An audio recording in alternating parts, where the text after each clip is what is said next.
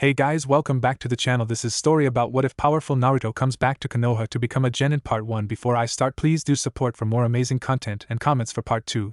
Do consider to subscribe my channel and share my video to your friends and check out the description as well. Let's start the video. Konoha Hai no Kuni, the 5th of May. Konoha no Sato was peaceful in the early hours of May 5th. The villagers were still asleep in their beds, safe in knowing that their walls and homes were protected by very capable shinobi. Their eyes wouldn't open for another hour or so, when they needed to get up and open their shops and stalls. The sun was barely peeking over the horizon, and the entire city was quiet and dark. The gates of Konoha were drowned in the faint mist that came only in the early mornings. 2 shinobi were guarding it, looking more asleep than awake. One had his head tucked onto his chest, dozing lightly, while the other leaned against the wall, doing her best to stay awake. Being as drowsy as they were, neither of them noticed the strangers until they were in front of them.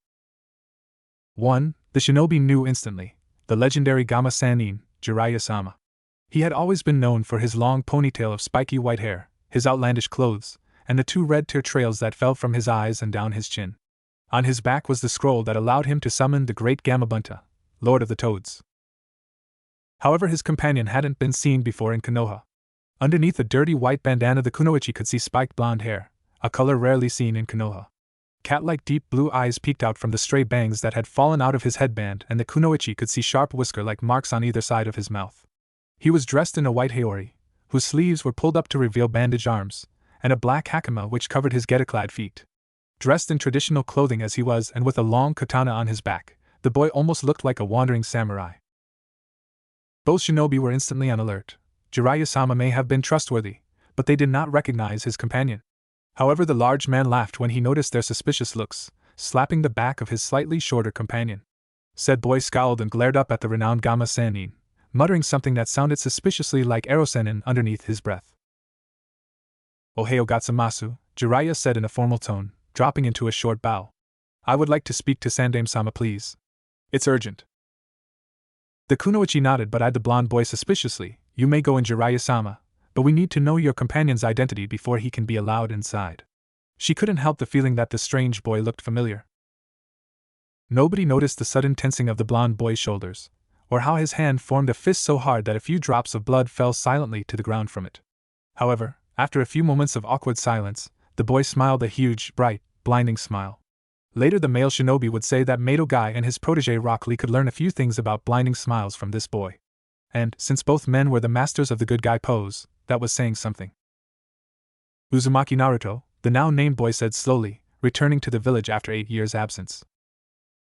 Both shinobi tensed even more, and the male guard was now completely awake, his head itching for his kunai case.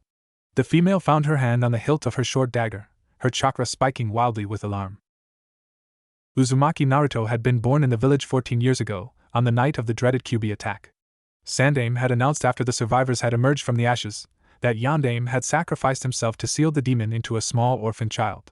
He had gone on to tell about Yandaime's last wish that the boy would be known as a hero, but most of the remaining villagers ignored him, instead glaring at the bundle with blonde hair in his arms. Hate was already gnawing away at their hearts, fueled by the fear of the Kyuubi and the grief for their lost loved ones. The little container's name was etched into the villagers' minds, always there to spit at and loathe and detest with a passion. Uzumaki Naruto. Uzumaki had lived in the village for 6 years, this the kunoichi guard knew. He had been shunned by the villagers, treated cruelly by them, and she knew that the night before his disappearance, the civilians had ganged up on him and beaten him to a near-death-like state.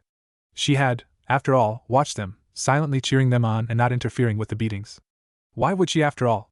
She had left before the end though, continuing with her patrol with a jaunty stroll and cheery whistle. The next day, the boy had disappeared.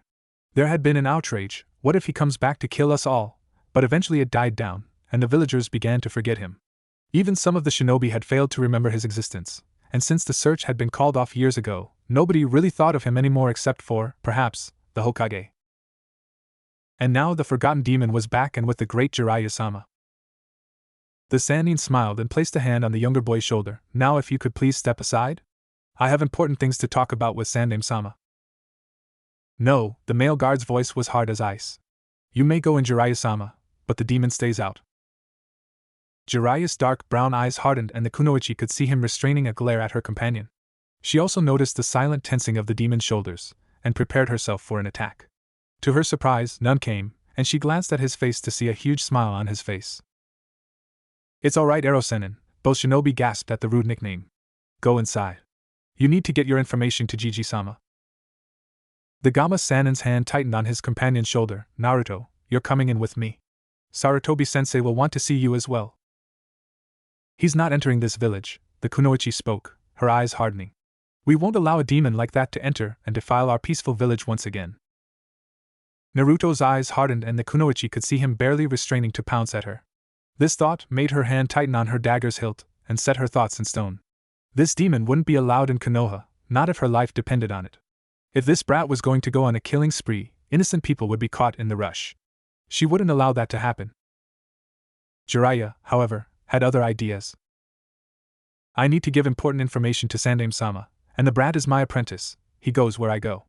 By denying him entrance you are also forbidding me entrance. The Sanin's voice was hard and suddenly the two guards could see glimpses of why people feared to meet the great Jiraiya-sama in battle.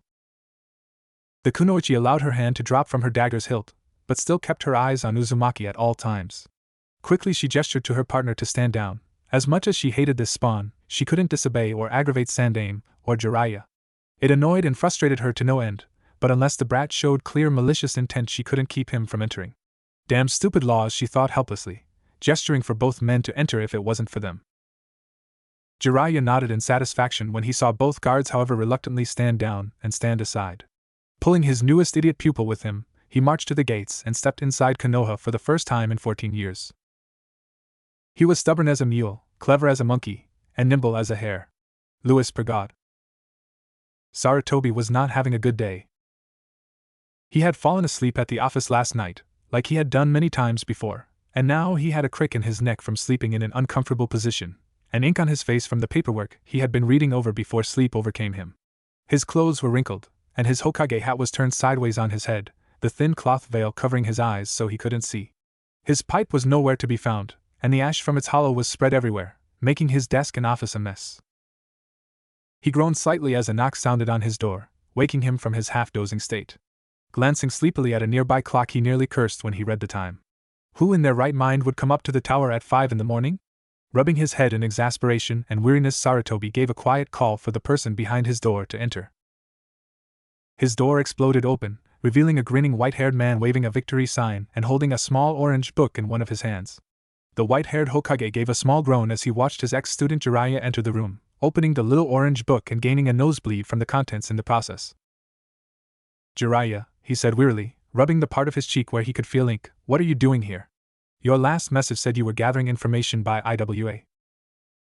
The Sannin grinned mischievously, a look Sarutobi had learned to be suspicious and wary of. But sensei, the younger man whined, I found something interesting. The old man's eyes sharpened and he sent his student a curious look. Interesting? Jiraiya nodded, then glanced back at the door, huffing slightly and muttering something that sounded like stupid gaki underneath his breath. Gaki! Get in here! I'm coming, you old pervert, a young, obviously male voice said from behind the closed door. Sarutobi stifled a giggle at the irritable sentence. When was the last time he had called Jiraiya called an old pervert by anyone other than Tsunade? He smiled slightly. He had a feeling he would like this person that Jiraiya brought with him. The door slammed open. Sarutobi winced slightly. He might have to get his poor door rehinged from all the abuse it went through, and a boy stepped inside, probably no older than 14 or 15. All the Hokage could see was the traditional samurai clothing, which he looked at with a raised eyebrow, and shoulder-length, shaggy blonde hair covered by the white bandana. He took note of the sword with caution, and eyed the bandaged arms and scrolls dangling on his belt with a barely concealed curiosity. Then the boy lifted his head, and Sarutobi gasped, his eyes widening with surprise and shock. The boy's shoulder-length blonde hair was mostly covered by a dirty white bandana, with only a few thick strands left to fall across his face and the back of his neck. His sharp cerulean eyes were serious, but they had a hint of mischief and childish glee hidden within the blue depths. He had a handsome face with high, prominent cheekbones, a slender nose, and a high forehead which was covered with some strands that had fallen free of his headband. A cocky grin was on his face as he strolled in, showing off larger than normal canines and shiny white teeth. Seeing him, the old Hokage was struck with the memories of the past, where a young man that looked remarkably like this one stood, smiling and laughing at him. Gaping, he turned to Jiraiya, who was watching his astonishment with obvious amusement. The younger, though not by much, man just gave his older sensei a look that obviously said, "Told you it'd be good, didn't I?" before turning to the young man with his eyes and cuffing him sharply on the back of the head. "Ite-ye!" the boy cried, dropping to the ground and clutching at his blond head, dropping his eyes from Sarutobi. In an instant the boy was up, glaring and pointing an accusing finger at the white-haired Sannin. "You old pervert! What the hell was that for?" Jiraiya sent a glare of his own at the blonde and huffed lightly when he saw it went ignored and unnoticed. "What took you so long, Gaki?" The blonde boy huffed lightly and sat himself in a nearby chair, crossing his arms over his well-muscled chest. "I was looking around. It's been a long time since I've seen Konoha Erosenin." Sarutobi felt clarity come upon him when he heard the boy speak. The way this boy carried himself reminded the old Hokage so much of his successor, especially the shaggy blonde hair and cat-like blue eyes. There were hints of Kushina-chan in his face too, the high cheekbones, slightly arched eyebrows with his looks, and how old he was this boy could most probably be. "Naruto," Sarutobi breathed out, pipe hanging from his fingertips, forgotten. The boy no Naruto turned to him with a small, genuine smile on his tanned face. "Hey Jiji-sama, long time no see any?" Sarutobi felt stunned. This boy, was the son of one of his most beloved friends and his lover, the woman he had cared for and respected the most in the village. Uzumaki Naruto had been like a grandson to him.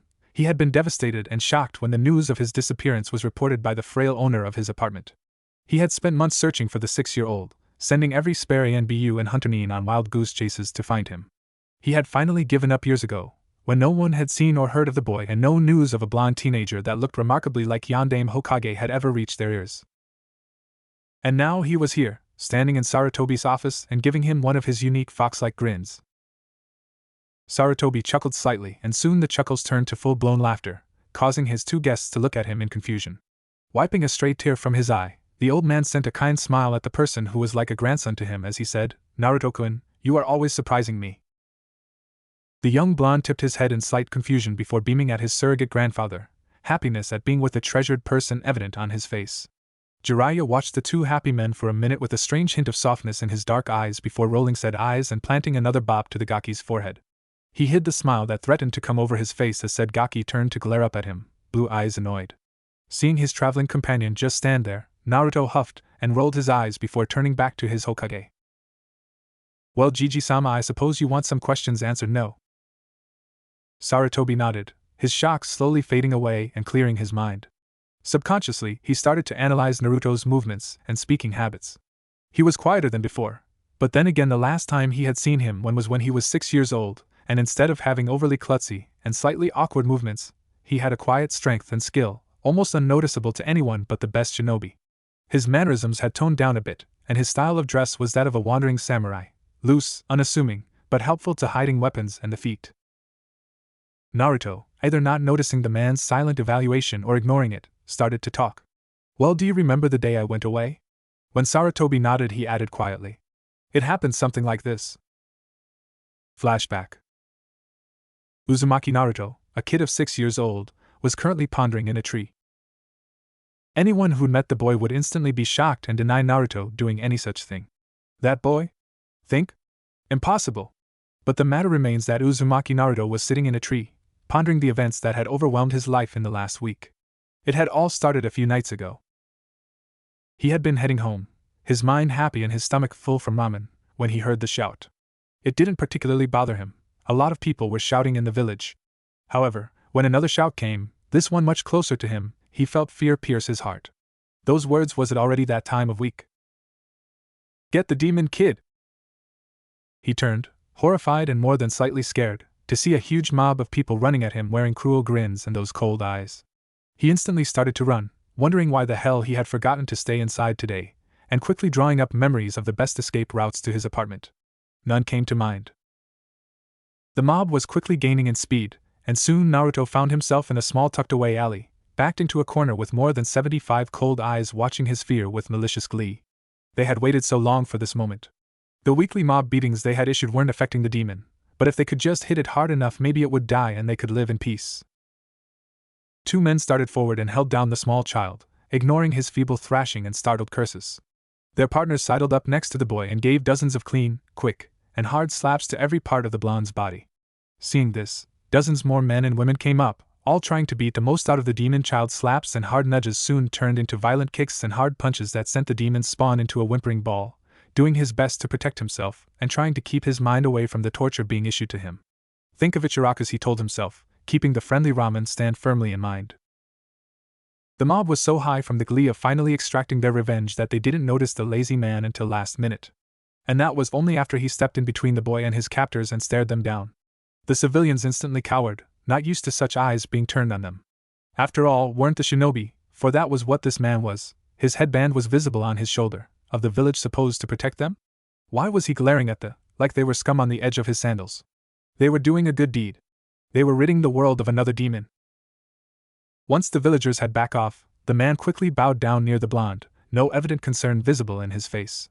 He gently picked up the boy, careful not to jostle the already healing wounds and make him wake up. Once the boy was settled easily into his arms, he sent a glare at the cowering mob before leaping away, heading towards the forest of death. He knew who this child was, the looks pointed towards the obvious, and he would be damned if he let those idiots beat this child to death. End flashback. Sarutobi felt rage come over him at the thought of an angry mob descending on his favorite blonde, but quickly squashed it, focusing on more important issues. Nobody from this mob had come forward and reported what they had seen, but Sarutobi wasn't really surprised by that. Naruto, he said quietly, this man, who was he exactly? The boy gave him an irritated glare. I'm getting to that, Jiji-sama, be patient already. Sarutobi chuckled lightly and waved a hand, urging the boy to continue, and silently pondering the blonde's mysterious savior. Flashback, 2 hours later. Naruto woke up with a small groan, blurred images swimming around his head as soon as he opened his eyes. He wasn't moving, and he could tell that he was sitting on something rough, most likely tree bark. You're finally awake, brat, said a voice, and Naruto turned in alarm, instinctively turning up his arms to protect himself from any future blows. When none came, he peeped over the top of his arm, and stared at the stranger in front of him. His vision was finally clearing, and although the man's features were slightly blurred, he could make out most of his features pretty well. The guy was tall, handsome, with lazy golden eyes standing out in his thin tan face. His hair was dark and straight, and pulled back into a tight ponytail at the base of the man's neck. His clothes were black and unassuming, and he had a Konoha headband tied around his left forearm. Who are you? Why did you bring me here? Naruto asked, his voice trembling slightly as he tried to find his way to his feet. If this guy came out here to kill him, he wouldn't go down on his butt. The man's irritation seemed to vanish and was replaced by a lazily amused attitude. My name's Raiden, kid, and I brought you here to talk. Raiden watched with amusement and slight surprise as the kid's terror practically disappeared and was replaced with an analytical look that he had never seen on such a young brat's face. Serious blue eyes were staring at him, and had he been a lesser man he might have fidgeted. Then, just as suddenly as it had come, the cunning disappeared, leaving a smiling and hyper-blonde boy behind. What did you want to talk about, Oniai-san? The boy asked, bouncing over to him. Raiden raised an eyebrow lazily, hiding his surprise that the boy had recovered so quickly from the numerous injuries he had received from the mob beating. Only 2 hours later, and he was already bouncing around like it was nothing. There was no sign of mental trauma either, or any tears. He sighed as he realized that Minato's plans for Naruto to be a hero must not have worked at all if the brat was used to mob beatings. He decided to get straight to the point. Boy, he said slowly, do you have anything in this village that ties you to it? Naruto stopped mid-bounce and gave the man a shocked look. Raiden motioned impatiently for him to answer, so the little blonde considered the question before answering. Well, Jiji-sama is nice to me, getting ramen for me all the time and paying for my apartment, but people are always insulting him for helping me. I am a burden to him. He stopped for a minute and then looked up at Raiden. So, no, I guess. Raiden nodded and said, would you like to leave the village with me? Blink. Blink. Nanny? Raiden grimaced and rubbed one of his ears. The boy yelled too loud, damn it. Just like that baka best friend of his. Of course Kushina had been loud too. He shook away the memories and looked down at the boy irritably. I'd like you to travel with me, he said through gritted teeth, his golden eyes annoyed. The boy flinched and Raiden's temper vanished. He had forgotten that Naruto had, more than likely, gotten beaten weekly or even daily. If that show today was any indication, the boy hadn't fought back, had let them hurt him, and had taken their insults, and showing anger in front of him was probably not the best way to earn his trust. He sighed. Damn it, getting this boy to trust him was going to require work, and he would need the boy's trust if he was going to get the brat to travel with him. Raiden nearly whined. He hated work in all shapes, sizes, and forms. It nearly made him wonder if offering this opportunity to the brat was worth all the effort. He stared down at the blonde head and sighed. Even if he had wanted to, he knew that giving the kid up now was not an option. Naruto would be stifled in this village, his talent which was so obvious to Raiden would be ignored by the prejudiced teachers at the academy. He couldn't allow that to happen to Minato's son, and he was already regretting not coming back to the village earlier. Naruto stared at the ground, contemplating the fact that this strange man with unique eyes had saved him just so that they could travel together. However, even in his hyper 6-year-old mind, the little blonde realized that something was very wrong with this picture. Hesitantly he looked up, hoping that Ryan wouldn't be angry at him anymore. He blinked as he came face to face with soft, gold eyes. The man ruffled his hair softly and then stepped back, his lazy attitude once again flashing across his face. Well, Naruto thought stupidly, I guess he's not mad anymore. Why me? The boy asked, staring up at the man's face. Raiden seemed to consider it for a bit, and he decided there was no use lying to the kid. Your father and mother were good friends of mine, and I don't want anything bad to happen to their kid. Plus you have talent, and if I get an apprentice, then maybe Hisoka will stop nagging at me. Naruto's eyes widened when he heard that this man had known his parents, beamed when Ryan said he had talent, and then said I'll go with you. End flashback. Sarutobi stared at the boy, his eyes wide with shock. Did you say Raiden? He asked, completely bewildered. Tanaka Raiden was one of his best jounin, but he was lazy as hell and often away on long-term assignments. The only people Sarutobi had ever seen the man associate with were Uchiha Itachi, Hatake Kakashi, and his weird wandering samurai friend Ryo Hisoka. He had also been Yandame's personal bodyguard and best friend. He chuckled slightly. Now he knew who the mysterious apprentice was that Raiden had been bragging about for the last 8 years. Though it seemed strange that Raiden had never taken the time to tell Sarutobi he'd had Naruto all this time. He would have to ask him about that. Oh, and by the way, old man Sarutobi shrunk in his seat as he was distinctly reminded of Kushina. Did you ever think to tell me about my parents? Sarutobi resisted the urge to fidget in his seat. Naruto's stern gaze reminded him way too much of his. It was both stunning and ironic how much the village demon looked like his father. Minato had always managed to make Sarutobi feel like a child who had messed up when he was angry or stern. It was a gift that very few people knew about. Sarutobi had managed that. He didn't want people to know that Minato could give a good tongue thrashing to his elder and get away without punishment. I didn't wish for you to be targeted by your father's enemies, Sarutobi explained gently, ignoring Jiraiya who was looking increasingly confused. I couldn't trust you to keep it to yourself if someone provoked you badly enough. Naruto's eyes softened slightly and he sighed. I grew up much faster than the rest of the children here, Jiji-sama, he explained quietly, and my dearest wish was to know who my parents were. I'm angry that you took that away from me, but I can understand why. Sarutobi-sensei, Jiraiya cut in as the two men looked at each other silently. What are you two going on about? Sarutobi turned to his student with a look of astonishment on his face. You're telling me you took this boy here without knowing who he was? The Sannin shrugged nonchalantly. I knew he was the brat you had been moaning about for the last few years, and I was heading this way anyway, so I decided to escort him. But what are you two talking about with his parents? Sarutobi and Naruto looked at each other, silently having a conversation about whether to reveal this information to Jiraiya or not. When Naruto nodded, Sarutobi waved a hand for him to explain it to the Toad Sannin. My father was Namake's Minato, also known as Yandame Hokage, Naruto said quietly, and my mother was his private lover, Uzumaki Kushina, a foreign shinobi from the former Yuzuno Kuni. Jiraiya's jaw dropped, and he openly gaped at the boy. What the hell is this boy implying? He thought, his shock quickly being replaced with anger and righteous disbelief. Boy, I don't know who the hell you think you are, but there's no way you're Minato's son. He was good friends with Uzumaki Kushina, sure, but he would have told me if she was pregnant, or someone would have noticed it. How dare you? He stopped when he caught sight of Naruto's glare. Erosenin, my name is Uzumaki Naruto, and my mother is Uzumaki Kushina. I have no idea why Toussaint kept their relationship secret, especially from his friends and family, but he is my father. Jiraiya stared at him for a moment, swallowing in the fact that this boy who he had taken an interest in, so much like his previous student, it was startling. Now he knew why, for the past couple of weeks was claiming to be the son of his only apprentice and his previously unknown lover. Then he glared, his fury and frustration mounting. Why would Minato keep it from him if he had a lover, especially Kushina? I took a blood test, Naruto's voice interrupted the Sannin's thoughts, making Jiraiya turn to him in disbelief. I had a medic look at it, and I looked at it myself. It states clearly that my parents were Namake's Minato and Uzumaki Kushina. Sarutobi was the one gaping in belief this time.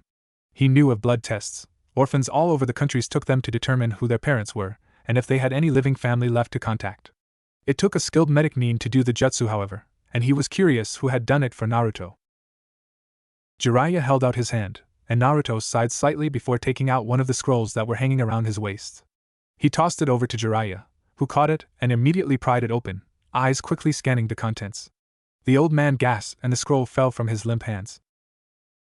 In big, loopy letters it stated, Uzumaki Naruto, father, Namikaze Minato, deceased at age 25, mother, Uzumaki Kushina, deceased at age 27. There was a complete family tree of both the Namikaze and Uzumakis below both Naruto's parents' names. You sweet Kami, Jiraiya stuttered, at a complete loss for words. If anything was known about blood tests, it was that if they were completed they were completely accurate and impossible to forge or change in any way. And that meant there was something left of the student he had loved and lost. Jiraiya passed a weary hand over his face before glaring half-heartedly at the blonde brat through his fingers. And you didn't tell me this when we first met because... Naruto's face was the perfect mask of innocence. If it was not for the small twinkle in his eyes, people would completely believe it, as he pouted at his companion, because you never asked? Even when it was hidden behind his rather large hand, anyone could see Jiraiya's temple throb with annoyance. Slowly, he lifted his hand away from his face and sent an irritated glare at a certain innocent-looking blonde. Stalking over to said boy, he glared down at him before calmly and firmly giving him a hard bop to the head. Naruto went down like a rock. Ite-ye! Why is always me? The young boy wailed, clutching at the bump on his head while sprawled over the floor. Sarutobi watched the two in amusement, and with a hint of tenderness. It was good to see Jiraiya behave like he had 14 years ago, before Minato's death.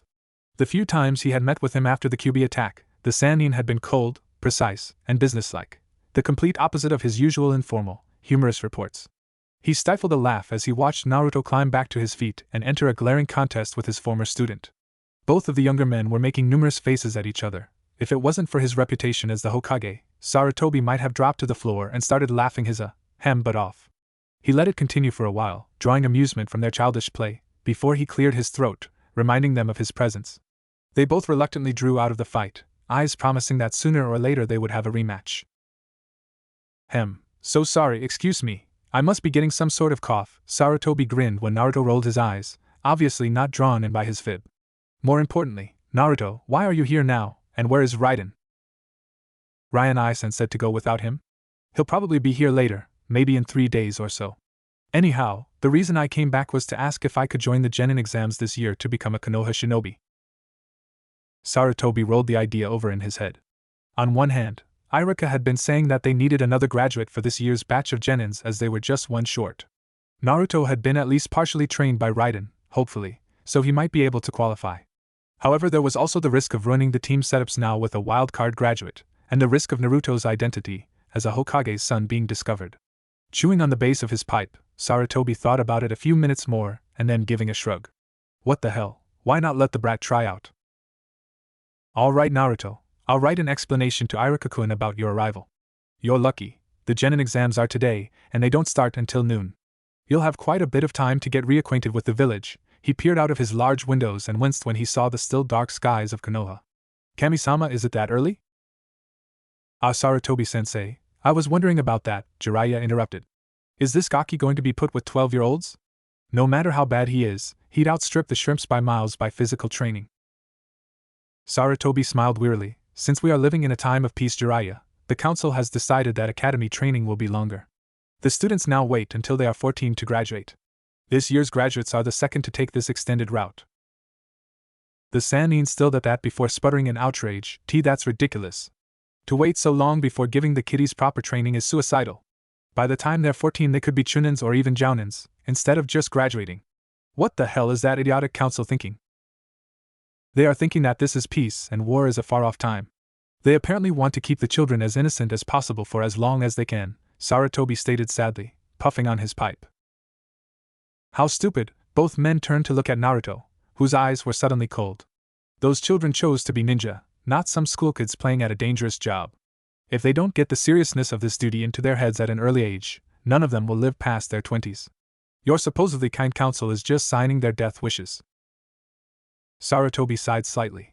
It hadn't taken him long to see the reasoning of such a way of thinking, but the Hokage couldn't pull an order from the council if the majority voted in it. It was one of the lesser quirks, ones that included paperwork, of being who he was. It surprised him, however, at how quickly Naruto had seen the dangers of the council's actions, and how cold his tone and eyes were. Quickly he sent a questioning look at Jiraiya, but the man just shook his head, obviously puzzled. Sarutobi eyed the bowed blonde head before him while thinking, did something happen to him while he was with Raiden? Well, anyways, please enjoy yourselves. Naruto, you'll have to report to classroom 5 at noon.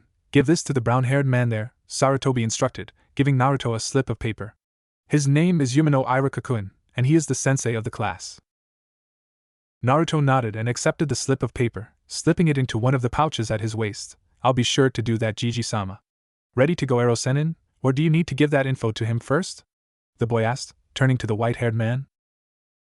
Jiraiya smiled slightly and shook his head. I need to get some sleep before I report in. I feel sorry for that mentor of yours, he groused. Having an apprentice that wakes up so early in the morning must be such a pain for a lazy man. Ignoring the sputtering of his companion, the Sannin turned to his ex-sensei and raised an eyebrow. Sarutobi-sensei, I'll report back after noon. Is that all right with you? Sarutobi nodded and waved a hand at them in obvious dismissal. He watched with a smile as the two left the room, bickering and bantering the entire way out. Silently, the old man rose to his feet and turned to stare out his wide windows, thinking heavily about the new developments that had occurred in the last hour. But there was one thing he knew for certain. This village would no longer be boring, with Uzumaki Naruto among them. We're not lost. We're locationally challenged. John M. Ford. Naruto bounced as he walked, enjoying the feeling of not having to watch his back every second because people were coming after him. For some reason, everyone always happened to be after him. Naruto had said it was because of his charm. Ryan I-san had said it was because no one could stand his idiocy and wanted to kill him as soon possible, so he had learned early on to watch his back. But in this village there were already people watching the streets, not that he'd rely on them. After all, Naruto knew how easy it was to sneak in and out of the village firsthand, so he could release some of the caution that had been installed in his brain since he was born. It was around 9 o'clock now, and Ero-sennin had left to go gather his research, note, look and drool at pretty girls at the onsen like the pervert he is, so that left Naruto with time to waste and nothing to do. So he had decided to go shopping. Now no self-respecting man would admit to wanting to shop, and Naruto was one of the manliest men anyone could have ever met, or so he told himself, but he needed some new clothes. Not that his hakama and haori were too bad to wear, but they were smelly and worn and pretty much the only clothes he had. Plus, the wide legs of his hakama, while being great for a traveling samurai, were useless for a ninja. He'd need something sleeker and much easier to travel in, especially in the forests that Fire Country seemed to favor. So, since he was in a ninja village, he decided to go shopping for clothes. Which led to his current dilemma. Where exactly were the clothing shops around here? Naruto could see plenty for civilians, there were almost too many, actually, but none seemed to hold any shinobi clothes or the fighting accessories that they need. Of course, the blonde teenager could see the wisdom of hiding their shops. Disguised enemies could easily enter them and find out all they wanted to know about Konoha equipment. But shouldn't the ninja of the village be able to find them? Annoyed, Naruto continued to search. Civilian store, kids store, flower shop, how many shops do they have around here? He thought after a few hours of wandering around mindlessly. Left eye twitching, he carefully drew in a few deep breaths, trying to keep himself from blowing up everything he could see. After all, that wouldn't be a very good way of reintroducing himself to the village now, would it? Naruto sighed and turned to a small store advertising 10% off all goods inside. He, like his mentor, was very cheap and wanted to spend as little money as possible. Since he couldn't find any shinobi stores, he'd ask for directions or deal with civilian clothes until Raiden got off his lazy ass to show him around. Naruto entered the small shop, blinked when he saw that most of the clothes were gone. Sighing, he walked up to the counter and rang the small silver bell, waiting for an employee to come out to help him. A young man with dark hair and brown eyes came in from the back of the shop and greeted Naruto with a friendly smile. What can I do for you today, Samurai-san? Naruto blinked and looked down at himself, wondering if he really looked like a samurai. Mentally shrugging, he answered, I'm new here and I was wondering if you could point me in the direction of a store with shinobi clothing. I'm afraid these just won't cut it, he added, picking at his white haori. The man smiled slightly and said, Well, you seem to have a lot of luck, sir, as this is a store for ninja folk. The manager put up a few civilian clothes up in the front and the back. He pointed to the door he had come out of. Has any and all shinobi clothing you could want. Would you follow me, sir? Naruto nodded, happy that he seemed to have found his place, and wouldn't need to wander all over town anymore. He followed the employee to the back and gaped at the huge room that was filled with all types and colors of sturdy, ninja clothes. He grinned at the employee and waved him off before wandering into the racks of clothes and searching for his new outfit. He really wasn't that picky when it came to clothes, and the only thing he required was something darker colored. He grabbed a pile of cargo pants that had tons of pockets both visible and hidden, and went down to his feet, in all sorts of dark colors, especially dark gray and green, which were good for missions in Konoha. He also spotted some sleeveless, skin-tight shirts and grabbed a handful, testing out the fabric. They stretched easily and Naruto grinned, grabbing a few more. Naruto headed over the coat section, dragging his already large pile of clothes behind him, and intently searched for styles. He grinned when he saw one that he liked and quickly tried it on. It buttoned down to his waist with smallish buttons and was left to flare about his legs. Its hems reached to a little below his knees, and the sleeves were so long they covered all but the tips of his fingers. Nodding, he shrugged off the one he had tried on and grabbed a couple more in the same style, only with different colors. One was white on the outside and black inside, for easy switching, a fading gray, and a deep forest green. The last he picked out was a dark crimson red that he would wear when he wasn't on missions. He headed to the shoe section and scrunched his nose at the collection of shinobi sandals the store seemed to have. He had never liked those shoes, they seemed too uncomfortable to him. Naruto quickly hunted through the aisles and grinned when he came across a small section of combat boots. He grabbed 2 pairs of black leather knee-length boots that were tied onto the side by square silver buckles. He was delighted to find that they had a catch for a dagger in the heel and a hidden slot for a knife or kunai to slide into on the side. Finally, he grabbed some cream and white bandages, he had been running out, and a variety of bandanas to cover his bright hair. He also spotted some elbow-length, steel-backed fingerless gloves that he instantly liked and brought to his pile on the spot. Satisfied, he stared down at his large pile, and was glad that he had saved up a lot of money over the years. This was going to cost him a lot. The cashier looked surprised at Naruto's large bundle when he brought it to the desk, and even more surprised when the blonde even had enough money for the entire thing. Quickly, Naruto asked about a weapons shop and, after getting directions to one, left the store, 2 huge bags slung over his shoulder. He hurriedly made his way to the hotel room Jiraiya had rented for them when the hotels had opened and shucked his samurai clothing, bundling it into a ball and throwing it in the corner of the room. Hurriedly, he changed into his black cargo pants and shirt, pulling his dark red trench coat, black gloves, boots, and a black bandana on as well.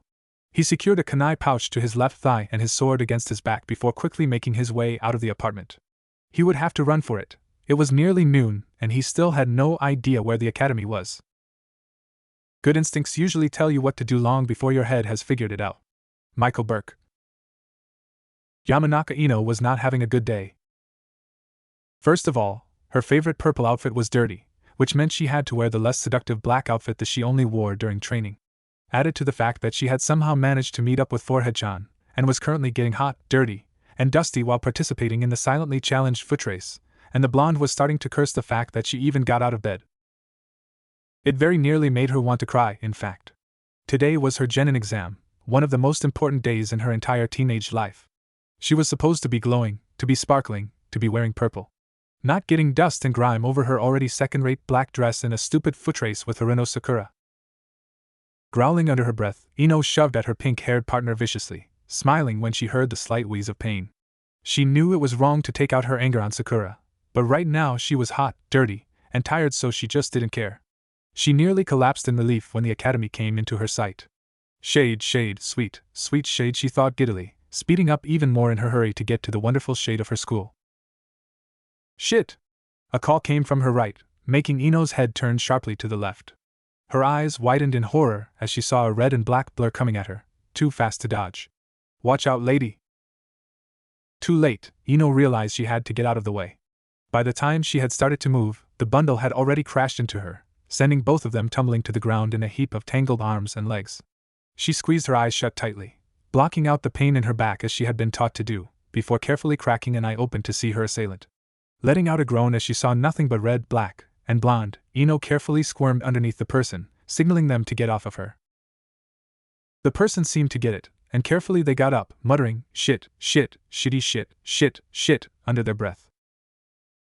Relieved to be able to breathe again, that person was heavy. Ino scrambled to her feet and dusted herself off, wincing at the new tears and marks on her dress. She glared at the currently unharmed Sakura. Of course the pinky would be unharmed, because nothing ever seemed to happen to poor little Sakura. Her ire rising dangerously, Ino turned to where she still felt the presence of her perpetrator, ready to give them a sound piece of her mind for squashing her like that. And then she blinked. She had been expecting a guy in his older teens or adulthood, a civilian maybe, or an extremely clumsy shinobi to have knocked into her. Not a guy who looked to be around her age, with shaggy blonde hair falling out of his black bandana, a long dark red trench coat and baggy black cargo pants. At least she had been right on one part. The katana on the guy's back and the kunai bag around his thigh pointedly told of his shinobi training. The guy rubbed the back of his neck in a nervous gesture, grinning at her with a slanted-eyed smile that reminded Ino oddly of a fox before saying, "Gomen." "I was hurrying, and lost in thought, so I suppose I wasn't really watching where I was going. You're not hurt, are you?" At the last question the boy opened his eyes to reveal deep blue irises. Ino shook her head silently, still slightly shocked that she had been knocked down by a boy who could probably rival Sasuke and Shikamaru in sexiness. Alright then," the boy looked her up and down before nodding to himself reassuringly, as if to convince himself thoroughly that she was unharmed. He perked up as he took in her ninja attire and asked quickly, "Are you a shinobi?" Ino shrugged modestly, "Not technically, I suppose. I'm still in the academy, although I'm taking the Genin exams today." "Do you think you could show me the way to the academy?" the boy asked. "I'm new in Konoha," and Ero-sennin disappeared before giving me directions. Ino could see the pout starting to form on the boy's face, as well as the widening of the deep blue eyes that were starting to film over with unshed tears. She nearly groaned. She recognized this. She used the ultimate puppy dog I know jutsu every time she wanted to buy something and needed money from her parents. Groaning, Ino nodded at the boy, getting a large, beaming smile in return. The boy's kicked puppy look has disappeared, leaving him looking hyper and happy. "Yada! I told Ero-sennin someone would show me the way there. Stupid old pervert, saying everyone would avoid me because of my stupidity." He muttered the last bit under his breath, making Ino's sweat drop. "Anyhow, my name is Uzumaki Naruto." "I'm Yamanaka Ino," she replied, smiling a bit at him, "and this forehead with the body is Haruno Sakura." Naruto spared her a glance, blue eyes narrowing with both confusion and annoyance as he saw the pink-haired girl's glare. Ino gave Sakura a curious look. Why was she looking at Naruto like she was the dust on the edge of her sandals? They had just met, and he hadn't done anything bad, just accidentally knocked into Ino. And Sakura wasn't close enough to her to be upset about that. "And why would you need to go to academy?" Sakura asked icily, sticking her nose into the air haughtily. Ino gaped at her snobbishness before turning to Naruto, fully intending to apologize for her rival's behavior. She stopped dead when she was met with narrow, cold blue eyes, even though they weren't directed at her. Even an Uchiha's glare wasn't that deadly, and that was saying something. "Because I'm gonna take the Genin exam today, Haruno," he replied tightly, and then noticeably rained control over his death glare, giving a falsely easy smile. Sakura looked surprised, then annoyed, and then smug. "You're lying. You can't take the Genin exam. You need to actually train in the academy first."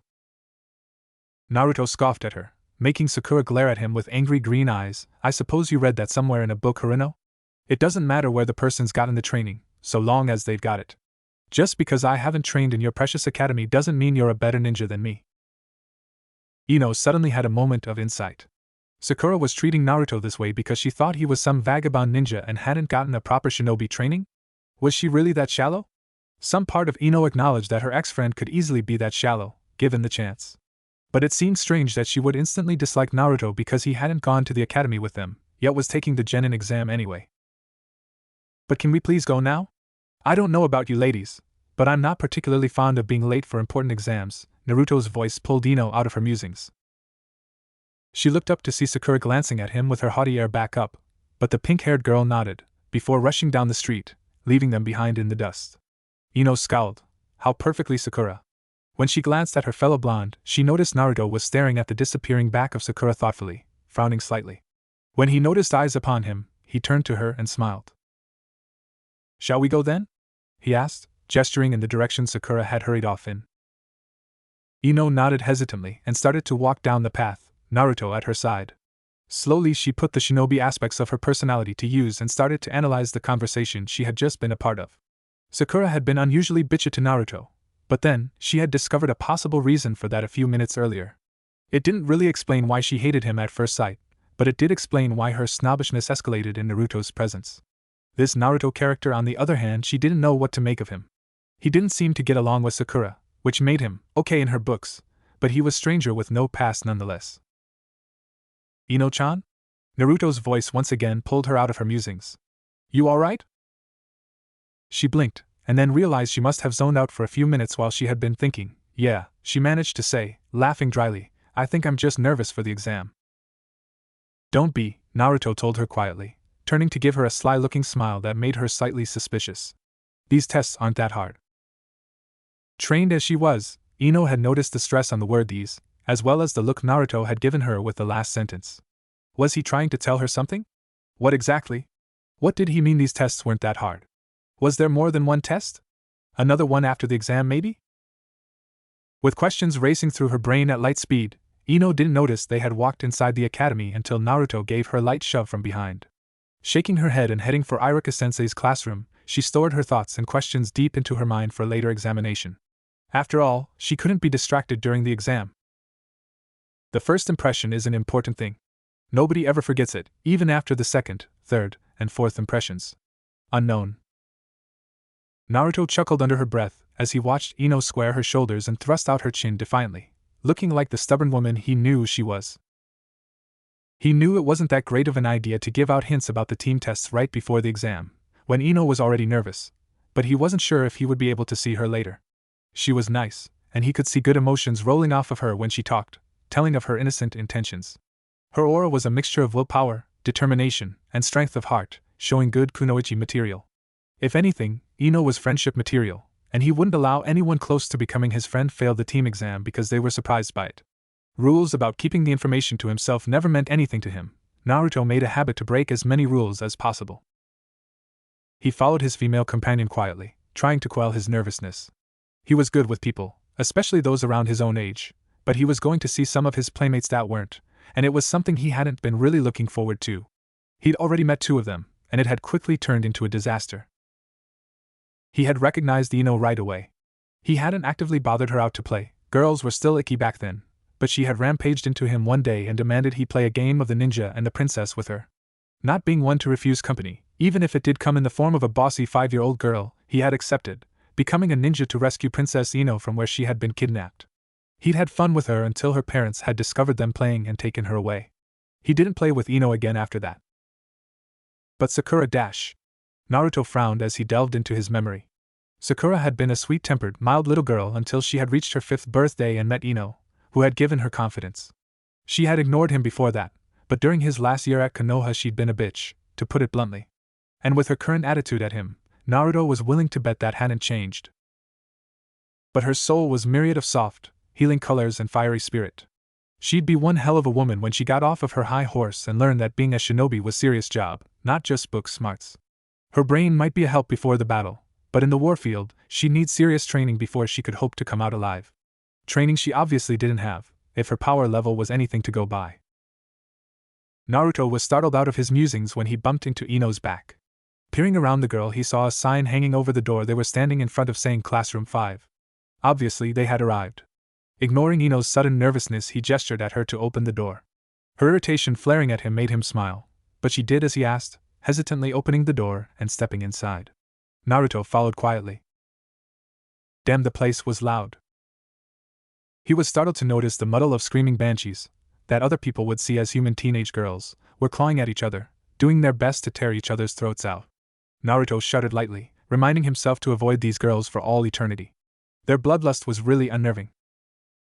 He eyed the mob carefully as he slipped around them and slid into one of the few empty seats open, oblivious to the fact that he had just taken the very thing the bansh girls were screaming at each other for.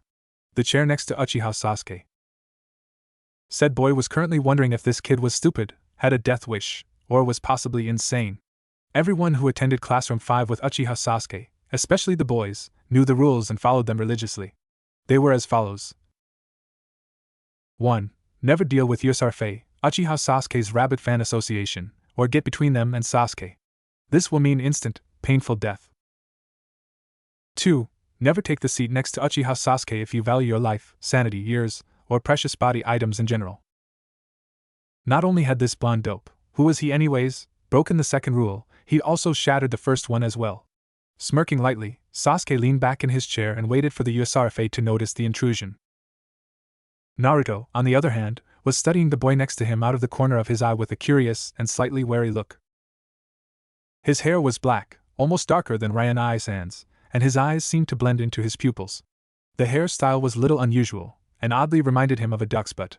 Struggling to hold in the laughter that image provided, Naruto roved his eyes down the boy's body, nodding to himself when he noticed well-toned muscles and hidden weapons. At least one of the kiddies in here was actually taking this job seriously. The boy's clothes were fairly basic, black, unrestricting, and bland, standard jounin wear actually. He raised an eyebrow at the only extravagant clothing the boy wore, a long, sleeveless black coat that fell to the middle of the boy's calves. What was with there being the word Avenger stenciled into the back in bright crimson red? But wait, Naruto peered closer, was that an Uchiha symbol above it? Naruto silently sighed to himself. Of course it would be his luck to sit next to the only Uchiha in the room. Then an idea came onto him, and his eyebrow propped up as he considered the mob of screaming banshees. Slowly understanding dawned on his face, and he turned to face the front slowly. That poor boy. The banshees probably did this every day. Sasuke noticed the new guys staring and sudden revelation that the screaming girls were his fangirls. He cringed. Kami, he hated how that sounded, and most likely realized that they wanted the seat the blonde was sitting in. He smirked outwardly, while inwardly pleading for the stupid, mentally insane boy to not leave him alone. The fangirls would jump him as soon as he was by himself again. Naruto grinned when he caught a wave of desperation in the Uchiha's aura. He knew how the boy felt. He'd been chased by fangirls a couple of times when traveling with Ryan Aizen, who'd found it uproariously funny, the bastard, and they had scared the crap out of him with their aggressive chasing. So instead of doing what a normal person would do in this situation, running to the hills in terror, he tipped his chair back casually and plastered a completely bored look onto his face. He smiled when he felt relief flare in Uchiha's aura. Looking from under his lashes, he considered the boy's glow, wondering about a few things in it. Naruto had had the ability to see auras for as long as he could remember, reading the colors around people, their aura so to speak. He had studied the 4 levels, core, physical, mental/emotional, and power level, so much that he knew them from memory now, and could easily read them like a book. It wasn't mind reading, he was reading the emotions and the intentions of the person he was looking at, their personality so to speak. The 4 levels of a soul were fairly simple. The core would be with them until they died, only changing during major life events that affected the person's entire way of thinking, i.e. a loved one's death, betrayal by everyone you love, etc. It was a ball of glowing energy, often with a variety of colors that sat just at the bottom of the ribcage. The physical level was a small, glowy aura around the core, only changing when the physical conditions did. The mental/emotional level was constantly changing, and spread around the core and physical level for 1.5 meters or so. It shifted with every mood, spouted every intention clearly, mostly in the form of colors. And finally the power level told of a person's power in the ninja arts. The lighter they were, the more skilled. This one surrounded the person's entire body. Ryan Aizen had said that seeing auras was something like an Uzumaki bloodline. Most Uzumakis had been trackers with it. They could remember every aura they had seen and easily find it within a decent distance. A person also couldn't mask their aura, which made it easy for an Uzumaki to find them even if they were suppressing their chakra or hiding under a genjutsu. Since it was a bloodline from Yuzuno Kuni, his mother's homeland, which was now deserted and forgotten, not many people knew about it. Naruto frowned as he stared at the Uchiha's aura, noticed the dark, heavy black-red cloud hanging over the previously royal blue, white, and purple core. Black symbolized death, darkness, and vengeance most of the time, and that heavy color of dried blood was a color normally seen for those out for revenge. That would explain the whole Avenger thing, Naruto thought thoughtfully. He was thrown out of his thoughts when the person next to him cleared his throat quietly, before shaking his head and smiling, holding out a hand. Uzumaki Naruto. Nice fangirls you have there, Uchiha, he said. Sasuke stared at the offered hand before taking it, and giving a soft shake and quickly letting go. He took in Naruto's tied-back blonde hair, bright blue eyes, whisker marks, and red trench coat with thoughtful eyes. HN Uzumaki, he answered, turning back to face the front, although he continued to study Naruto out of the corner of his eye. Uchiha Sasuke. Naruto noticed the curious appraisal and grinned lightly. He remembered hearing something about an Uchiha Sasuke from Ryan Aizen and Itachi-sensei, though. Didn't Itachi-sensei say Sasuke was his little brother? He wondered at that. While the two looked a lot alike, their difference in skill was obvious, even if he wasn't able to see auras. Itachi-sensei's power level was a white-yellow color, so light it looked like pure white, while Sasuke's was a darker silvery gray. It didn't really make sense that this guy would be so much weaker than his older brother. Didn't Itachi-sensei train him? Sighing, he decided to find out where the Uchiha estates were in Konoha so he could visit the older Uchiha and find out all the facts for himself. That decided, Naruto returned from his thoughts only to find a medium wave of killer intent focused at him. Slowly he turned around and winced. So the banshees had finally noticed. Instead of trying to kill each other like they had been doing previously, the mob stood together in a huddle, arms crossed and death glares fixed on their faces. Inwardly laughing at how possessive these girls were, he raised an eyebrow, making even more killer intent appear. The boys of Classroom 5, who had noticed the confrontation, were impressed with the blonde's show of bravery. Most people would have wet their pants at the looks those Banch girls were giving off. When the girls neither said anything nor stopped glaring, Naruto sighed and snapped, "What?" Screaming Banshee number 1, Harino Sakura, stepped forward as the spokesperson for Yusarafe. "Get out of that seat, Baka. Can't you see Sasuke-kun doesn't want to sit next to you, and would rather have one of us with him instead?" She gestured at the huddle behind her. With a mischievous look on his face that gave many of the Yusarafe some second thoughts about the confrontation, Naruto turned to Sasuke and asked, "Yo team," many of the girls twitched at the disrespectful name, "would you rather have me, or one of the herd of screaming banshees sit here?" Sasuke raised an eyebrow and Naruto grinned as a tint of amused yellow floated over the Uchiha's aura. He gestured at Naruto saying, "You'll suffice, dope. I think I'll need my ears by the end of today."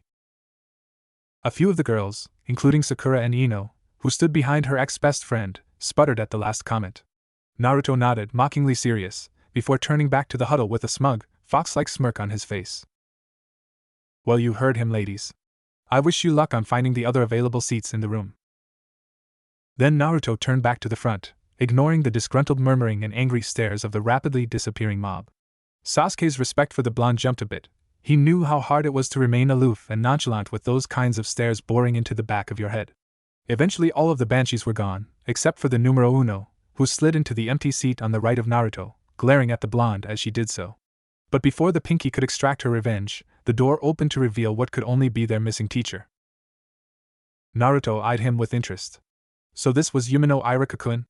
With the plain dark top knot and brown eyes, the man didn't stand out that much. The only unusual thing about him was the thick scar covering the bridge of his nose. But Naruto was on his guard all the same. This man's power level was colored a delicate light blue, which meant he was more powerful than his station as a teacher implied. Quickly and gracefully Naruto slipped out of his seat, sending a look towards Sasuke that said plainly, "Save my seat if you value your ears at all." Shuddering slight, Sasuke agreed with a nod and sent a glare towards Sakura, who had been getting up to move with a smile on her face. She instantly froze, smile slipping, before sinking back into her chair. Meanwhile, Naruto made his way to the front of the room, heading for Irika.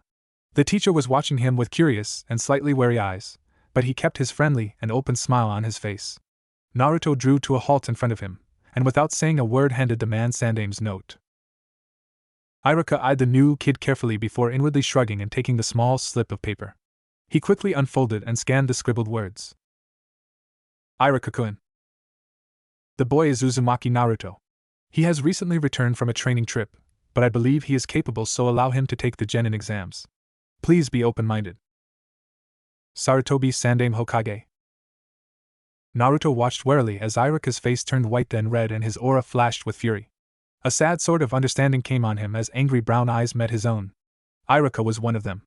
One of the people who hated him because of Kyubi. Oh yes, he knew about his residential demon. He had known for years, ever since he had been knocked out for training too long and too hard, and Kyubi had drawn him down into the dark sewer chamber in Naruto's mind. They had talked regularly since then, connected to the mind as well as the body, and Naruto had eventually grown fond of the fuzzball.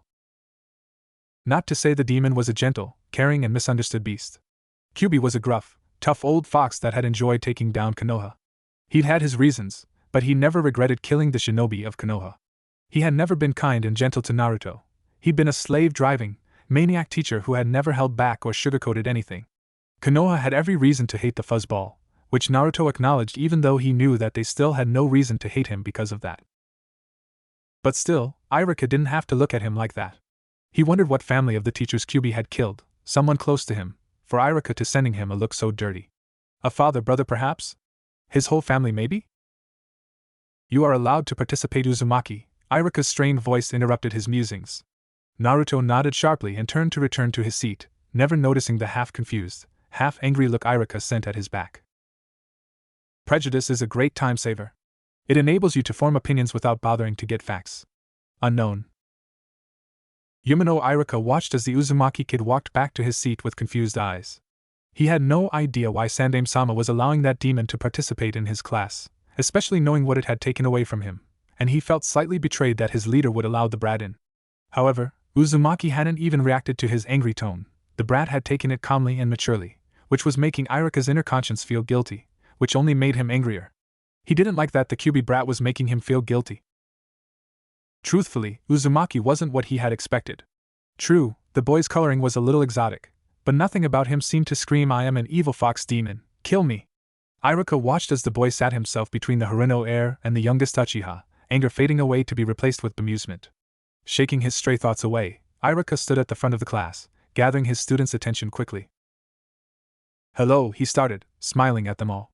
"Today is the day for your Genin exams, and the day you will be joining the world of the adults." Irika thought he heard a snort come from Uzumaki's direction, but when he looked, the brat was watching him innocently. "Your test is divided into 3 parts. There is a written exam, a weapon test, and a chakra test. When I call your name, you will enter the room next door so we can begin." Looking at their eager faces, Irika was struck by how young some of these teenagers seemed. Most of them held on to their innocence, remaining unaware of the harsher aspects of the ninja life. In some ways it made him happy and sad, happy that they held on to their childishness, and sad that they would soon lose it. His eyes were drawn, however, to the 2 students who were darker than their classmates, the students that held very little naivety for what would come next. He was already aware that Uchiha Sasuke had long since lost his innocence. The Uchiha massacre was a well-known tragedy in Konoha. Irika knew that Sasuke and his older brother Itachi had been out, getting groceries for their mother, and returned to find most of the clan brutally murdered. The killer hadn't been identified and as of yet was still a mystery. Sasuke had changed fairly dramatically after that event, changing from a cheerful child to a withdrawn one. He'd seen death, and Irika knew that that would make him less innocent than his classmates. However, he was somewhat surprised to see that the second teenager who seemed to have lost his innocence was none other than the resident demon Uzumaki Naruto. He had no idea what the brat's life was like. He didn't pay attention to demons. He, like the rest of the village, had forgotten about Uzumaki after they had found out about his disappearance. He wondered, for a second, what kind of experience had made Uzumaki lose his innocence. Irika shook his head to clear stray thoughts and said to his now restless class, "First up, Aburame Shino." The tall, silent boy slid out of his seat and followed Irika into the next room. The Genin exams, Irika decided after 3 hours of students, were tiring and frustrating. Some students did well, like Harino Sakura, and some failed. Some even blacked out from nervousness, like Hyuga Hinata. He was so glad he only had to do this once a year. Thankfully, he only had 3 students left: Uzumaki, Uchiha, and Yamanaka. Uchiha Sasuke strolled into the room nonchalantly, his blank black eyes fixed on Irika. Irika shivered lightly and instructed his student to sit and begin his written test, all the while watching Sasuke from the corner of his eye. Sasuke was said to be an Uchiha genius, but Irika wasn't so sure about that. In his younger years, before the clan's annihilation, the youngest Uchiha had been bright, happy, and talented. After the massacre, however, Sasuke's light had burned out, leaving a shell of the person he used to be. His talent had become stagnant and repetitive, leaving no room for new techniques or ideas. It was a sad thing to see for Irika, as he knew unless someone became precious in Sasuke's life, he doubted the Uchiha would become a better shinobi. He took the test from Sasuke, scanning the answers and allowing a smile to overtake his face as he saw they were all correct. Next, he waved his student to the targets, telling him to aim for the vital points. Once again, Sasuke did excellently, all of his shuriken hitting the vital points dead on. Finally, Irika instructed Sasuke to make 3 bunshin and smiled again as the Uchiha did so effortlessly. Irika handed Sasuke his headband and told him to inform Uzumaki he was up next. He sat down nervously. This was the exam that he had been dreading all day. He wasn't sure how he was supposed to deal with that demon being so close to him. Uzumaki walked quickly into the room, his long trench coat flaring around his hips. Irika tried to maintain his neutral expression, but some of his hatred must have leaked through because Uzumaki's blue eyes had hardened and shifted away from him. The brat sat down at his desk and started his written exam promptly. Irika took the paper slowly when Uzumaki was done, somewhat reluctant to touch anything already touched by a demon. He quickly scanned the answers and nodded to himself. All answers were good, dependable, and fairly accurate, nothing out of the ordinary. Irika ushered Uzumaki to the target boards, watching keenly as the brat threw his kunai. His aim was good, although Irika noticed a faint twitch in his muscles as he threw, too. He hit most of the marked places accurately, and those that he didn't ended up fairly close. Finally, there was the chakra exam, which he instructed Uzumaki to make 3 bunishin. He could have sworn he felt the brief, heavy pressure of an incredibly powerful chakra, but in the next instance it was gone, leaving only his blonde student and the 3 clones. Irika shook his head, clearing the cobwebs, and handed Uzumaki his headband. He didn't have a valid reason to fail the brat, unfortunately. Thanks, Irika-sensei, Uzumaki said brightly, tying the headband over his black bandana. Irika felt his stomach twist but forced it away, glaring at the boy instead. He tried to ignore the guilt when he saw the brat's smile become fixed instead of natural. He had no reason to feel guilty. Tell Yamanaka she's next, he said tonelessly, and watched Uzumaki leave the room before sitting down in his seat with a sigh. He could only hope his last student would be less troublesome than the two before her. He already had enough of a headache. The most dangerous enemy is that which no one fears. Angels and Demons by Dan Brown. Naruto returned to the hotel room Jiraiya had rented and closed the door with a sigh of relief. His new mentor wasn't back yet, and the room was quiet. Naruto made his way to his bed, picking up the clothes he had discarded earlier that still had his scrolls attached to them. He hadn't wanted to attract attention by wearing the scrolls. He attracted enough with his strange eye and hair colors, not to mention his attitude in classroom 5. Naruto fingered the well-worn scrolls and smiled. When he was younger, Raiden had introduced him to the art of sealing, something that his adopted brother had learned alongside his father. Despite the fact that Raiden had never been as good at sealing as Yondaime, he still taught Naruto quickly and efficiently, leading him to get the second highest level of his apprenticeship in 3 years. However, to get any higher than that, Naruto would have to find a real master, such as the Gamma Sannin Jiraiya. Still wearing a smile, Naruto unfolded the scroll quickly. Inside were lines of delicate kanji swirling around his trademark, the thick, 3-line spiral. Gathering a small amount of his churka, Naruto bit his thumb and allowed the blood to leak onto the spiral, releasing the seal he had placed upon most of his possessions. When the chakra settled, there were items spread across the thin paper. Naruto picked up the 2 fans first, opening them to allow the painted picture on the razor-sharp metal to shine through. The first fan, which he had named Chugi, had the Konoha leaf painted on it in deep green with a black background. The second fan was named Gamin and had a detailed picture of a crimson-red Kyubi painted on it with swirls of orange and yellow as its background. He had gotten them mainly because of his wind-based attacks and chakra, and had the pictures painted on them to remind him of the 2 things he valued most in life. Naruto admired them for a minute before allowing them to snap closed and attach them to his black shinobi belt. Next came his 3 sai, all of them named Bui. Their handles were made from dark brown ash wood, and the long baton in the middle was made from sharp silver. They all had an octagonal shape and the Uzumaki spiral engraved on the hilts so he could recognize them easily. He spun each of them around his index finger once, smiling at the balanced weight, before slipping them onto his belt as well. His knives came next.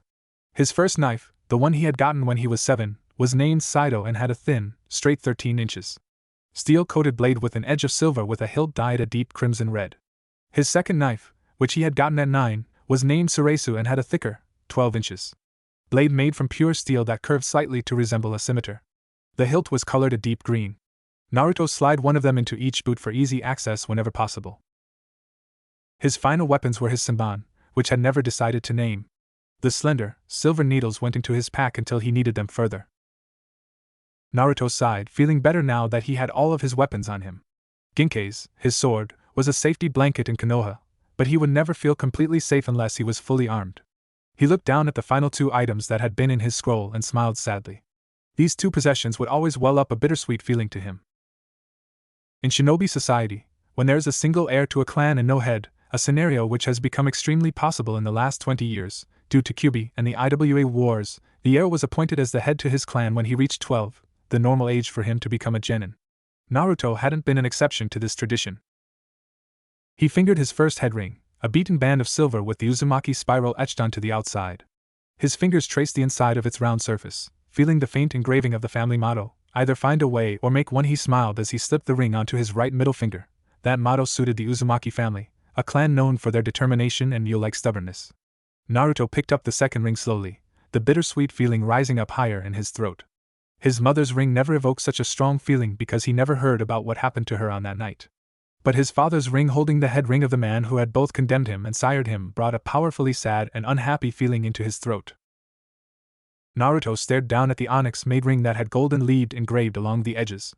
In his mind's eye he could see the family motto written out in bold kanji. The precious make the sword sharper. With an ache in his chest, Naruto slipped the ring onto his left middle finger. Naruto stared down his now blank seal for a few moments before sighing and rolling it back up to attach to his belt. He also attached the 3 other blank scrolls he had to his belt before leaving quickly and quietly through the window, with only the 4 missing items to show that he had been there to begin with. The only good is knowledge, and the only evil is ignorance. Socrates? Sarutobi watched as Jiraiya paced in front of his desk and frowned thoughtfully. Truthfully, with all the havoc Naruto had caused with his reappearance, he had forgotten Jiraiya had needed to make a report. He leaned forward in his chair, setting his pipe to the side with only a mournful glance. "What was it you need to speak with me about, Jiraiya?" he asked, his calm voice a complete opposite to Jiraiya's flustered pacing.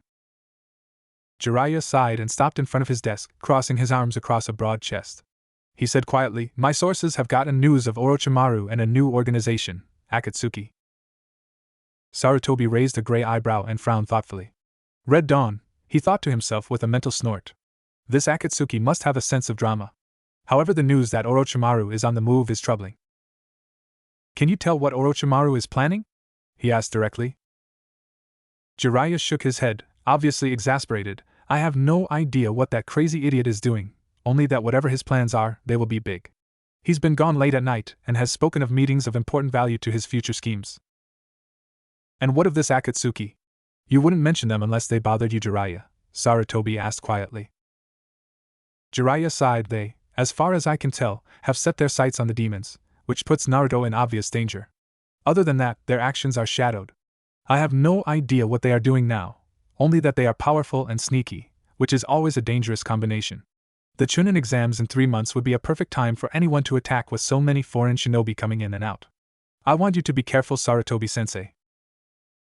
Sarutobi smiled to himself. Jiraiya, no matter how much he projected a gruff exterior, always had cared for his team's safety, especially after Orochimaru. He said aloud, "I will, Jiraiya, I will." The two fell into silence and stared out over the darkening sky of Konoha, either knowing that the promise given that day would be broken in less than a year. Konoha Hai no Kuni, the 6th of May. When Naruto woke, the sun was shining down on his face through the uncurtained window. He groaned, flipping onto his side and wondering why morning always had to come so quickly. Despite his early morning yesterday, Uzumaki Naruto could never be defined as one of those evil beings known as morning people. After a few minutes of uselessly trying to get back to sleep, Naruto sighed and sat up in his comfortable bed, pouting as he slipped out from underneath the plain white covers. And the bed still looked so comfy too. Naruto padded across the room before he could give in to temptation, dressed in the loose boxers and sleeveless white shirt he always wore to sleep. He quickly grabbed his clothes for the day and headed into the bathroom, getting undressed and stepping into the shower. Still half asleep, he scrubbed through his blonde hair and over his body and face until he was more alert and clean as well. Stepping out, he grabbed a towel and dried himself off before starting to get dressed. Naruto slipped into his underwear and black cargo pants, slipping on his shinobi pouch and belt as well. His sleeveless gray shirt and gray trench coat followed closely after that, followed by his black combat boots. Finally, he pulled on his gloves and tied a gray bandana around his hair before putting on his shinobi headband over it. He slipped out of the bathroom fully dressed and grabbed Genkei's before heading to the door.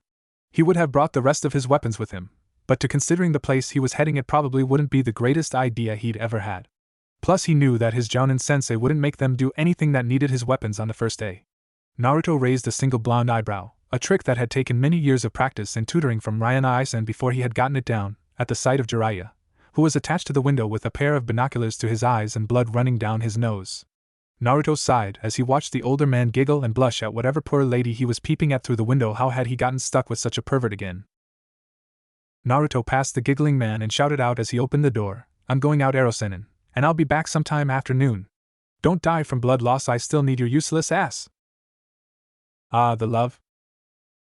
Naruto stopped as soon as he was outside, rubbing the top of his cloth-covered head. Now where to find the place he wanted to go? He really couldn't wait for Ryana-Isen to get here so he could get a tour. Sighing, Naruto turned in a random direction and started to walk. He grinned when he reached a market. What a perfect place to ask for directions. Naruto scurried up to the nearest stand, Dango by the looks of it. The woman selling them was plump, short, and elderly with waist-length white hair pulled up into a high ponytail. "Ano," Naruto said hesitantly, making kind brown eyes fly up to meet his own. "Do you think you could tell me where to find the Uchiha estate, Obasan?" The woman smiled, making crinkles appear at the edges of her mouth and eyes. "Of course, young man, of course. Let me see," she tapped her chin thoughtfully. "I believe the Uchiha estates are down that way." She gestured to the road Naruto had been traveling on, about a half-mile or so, "and then to your left. They should be only a little ways after the academy if you get lost, sweetie." Naruto gaped when she called him sweetie, but the old woman just winked at him, making him harumph. Arigato gozaimasu, he said, dropping into a short bow before hurrying down the road he came by. The woman watched him go with indulgent eyes before shaking her head and returning to her work, muttering about impatient younglings. Naruto had always been fast, so what should have been a half-hour trip got cut down to barely 10 minutes. The dango seller's directions had helped out a lot, especially with the hint about the academy. He had made it there and only gotten lost twice. Naruto had heard stories about the Uchiha estate from Itachi-sensei. The older boy had described it as large and luxurious, with too many things for too little people. However, standing in front of its gates now, the only word Naruto could come up with was creepy. The house was painted black, and had little other color to it, except the flashes of the trademark Uchiha symbol painted here and there on the outside. It was a huge Victorian-style mansion with high, pointed ceilings and large stained glass windows. Naruto sighed and opened the black, spiked gates, shuddering when they creaked ominously. He may have been a shinobi, but he really hated all things creepy and crawly. Naruto leaped his way down the long alley to the house, wondering if this had been a good idea. He could always come back later and hope that maybe the Uchihas had painted their house pink, or something to make it seem less dreary. The idea of the gloomy, magnificent mansion being painted a cheery pink made Naruto a little less nervous and a little more amused. In a corner of his mind he was plotting how exactly he could get it done, and how much paint it would take to get the whole house inner. Naruto rubbed his hands together evilly, cackling all the while. Outer Naruto rolled his eyes. Completely relaxed due to his bout of insanity, Naruto grinned as he reached the tall, oak door. Raising a tan hand he knocked 3 times, wondering if he should return to being nervous when his knocks echoed suspiciously. Naruto swallowed and waited, a booted foot tapping impatiently. Slowly the door creaked open. Naruto had mentally prepared himself for this meeting the entire run over to the Uchiha estates. He had assured himself that he would be strong, manly, and unemotional. He would not embarrass himself by acting like some sissy girl reunited with her one true love. However, all of that went flying out of his head as soon as he saw Uchiha Itachi. Naruto flew at the older boy, wrapping him in a huge hug and pressing his face into the crook of Itachi's neck, breathing in his scent. He felt Itachi stiffen and mentally smiled. His sensei had never got used to being hugged, no matter how many times Naruto had randomly sprang one on him in the past. Slowly, very slowly, in Naruto's opinion, Itachi relaxed, although he didn't do anything more than stand there and let Naruto hug the stuffing out of him. Naruto pulled back soon after that, and scanned Itachi's face eagerly, drinking in the sight of his sensei after being apart for so long. He looked older. The lines under his eyes that had been faint when they had first met had deepened, giving him a more mature look. Naruto was relieved to see the charcoal black eyes instead of the flashing red of Sharingan. Both he and Raiden had lectured Itachi about the dangers of keeping his bloodline activated all the time, and apparently the Uchiha had taken it to heart. The lines of his face seemed sharper, and his cheeks had lost the small amount of baby fat Itachi had had when they had first met. However, despite these changes, Itachi still looked very much the same. His long, silky black hair and narrow, tilted eyes hadn't changed at all. "I'm back, Itachi-sensei," he said, beaming at the older boy. Itachi gave him a look, number 12 on the list of Uchiha Itachi's expressions. "Wait to state the obvious, you moron," before saying, "Naruto-kun." Naruto rolled his eyes at the typical greeting. It would probably scar Itachi for life to say more than the occasional short sentence. "Well?" the blonde demanded, moving a little farther away from Itachi and placing his hands on his hips. "Are you going to let me in or not?" Itachi raised an eyebrow. "How rude, Naruto-kun," before turning around and heading back through the door, Naruto following closely. It had surprised him when he could start reading out what Itachi was saying through his facial expressions. When he told Raiden his Nii-san had gotten this funny look on his face and had muttered something about his baby growing up already, Naruto shook his head. Nii-san was weird. He scanned the hallways, rolling his eyes when he noticed that it was as dark and gloomy as the outside of the house was.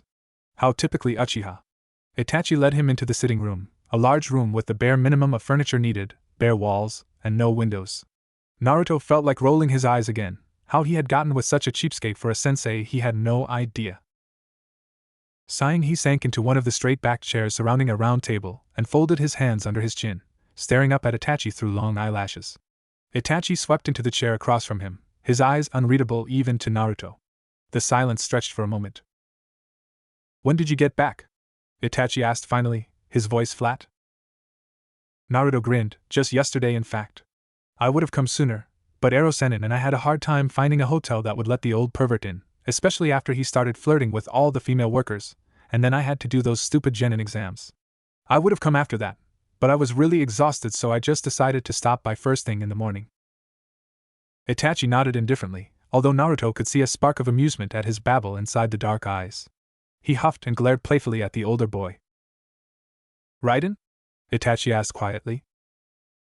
Naruto rolled his eyes again, stayed back, the lazy ass. He'll probably be here soon, he could never be away from me long. Anyhow, there is a reason to my contagious visit besides informing you that the one and only Uzumaki-sama has arrived. Naruto grinned as Itachi huffed at his arrogance. However, the smile soon wiped off his face. I met your brother yesterday, his name's Sasuke, right? Itachi gave a bare hint of a nod, his black eyes narrowed onto Naruto's face. Have you been training him? Itachi said softly, Sasuke's training has been neglected. Naruto raised an eyebrow, I can see that. His power levels are way below yours, and only a little higher than the rest of the genin in my class. But why was his training neglected? You know better than to coddle him and let him sit around and do nothing. Itachi gave him a look. Naruto sighed, I'm guessing either your ANBU duties or the Uchiha massacre affected him negatively. As quiet as ever, Itachi answered, the clan's massacre affected Sasuke greatly. He has become a stale shell of the talented child he used to be. My ANBU duties also kept me from spending as much time with him as I would have liked. Naruto felt like falling off his chair in shock at hearing Itachi speak 3 full sentences together, if only to clear the mood a little, but felt that his sensei wouldn't appreciate it. He sighed and leaned forwards in his chair, his blue eyes intensely focused on Itachi's face. He's not doing well, Itachi-sensei. His aura is clouded with revenge and every good emotion has the tinge of darkness to it. If he continues this way, in a few years he will be insane. Only those closest to Itachi would notice the slight tightening around his eyes at those words. Naruto said nothing about the worry he could see in the older boy's face and instead continued to watch him and wait for an answer. Itachi sighed. Please watch over him, Naruto-kun, he asked, dropping his head in a subservient manner. In Itachi's mind, there was nothing else to be done. He couldn't help his brother, he had no experience with comfort or coddling, and didn't spend enough time with the boy as it was. Sasuke had no close friends to turn to, or any mentors to guide him away from the dark path he seemed to be taking. However, if anyone could help him, it would be Naruto, the boy with the sunny nature, too kind heart, and perceptive eyes. Naruto, whether he knew it or not, drew people to him like moths to a candle, except that instead of burning they were warmed by his large affection. He could heal even the most twisted of hearts, Itachi knew all too well. After all, Naruto had been the one to save him as well. Flashback. Hey! Itachi blinked, trying to keep from dropping back into darkness. He slowly turned his head, wincing as he felt the dry blood spread over his skull crack and ooze slightly. There, standing in front of him, was a boy. A cute boy, in fact, with sunny spiked hair and large blue eyes. However, the boy was dressed in dark gray ninja clothing, obviously not a civilian. Itachi was trying to remember why it was a problem that he should run into any shinobi, but his fuzzy mind couldn't come up with any reasons. The little boy knelt down beside Itachi and stared at him with curious, cat-like blue eyes before saying, Oni-san, what happened to you? Itachi stared at the child as he tried to remember why he had come to be in this state, and yet, like the problem with meeting shinobi, all he got were fuzzy memories he couldn't make out. Itachi shook his head, indicating that he had no answer. The little boy huffed. Well, alright then. I'll get you to Ryan-ai-san and Hisoka-chan, and they'll fix up right up, alright, Oni-ai-san? Itachi concluded that the boy was stronger than he looked when the little blonde raised him to his feet with what looked like no effort at all. The boy carefully wrapped an arm around Itachi's waist. The child came up to mid-chest when they stood next to each other.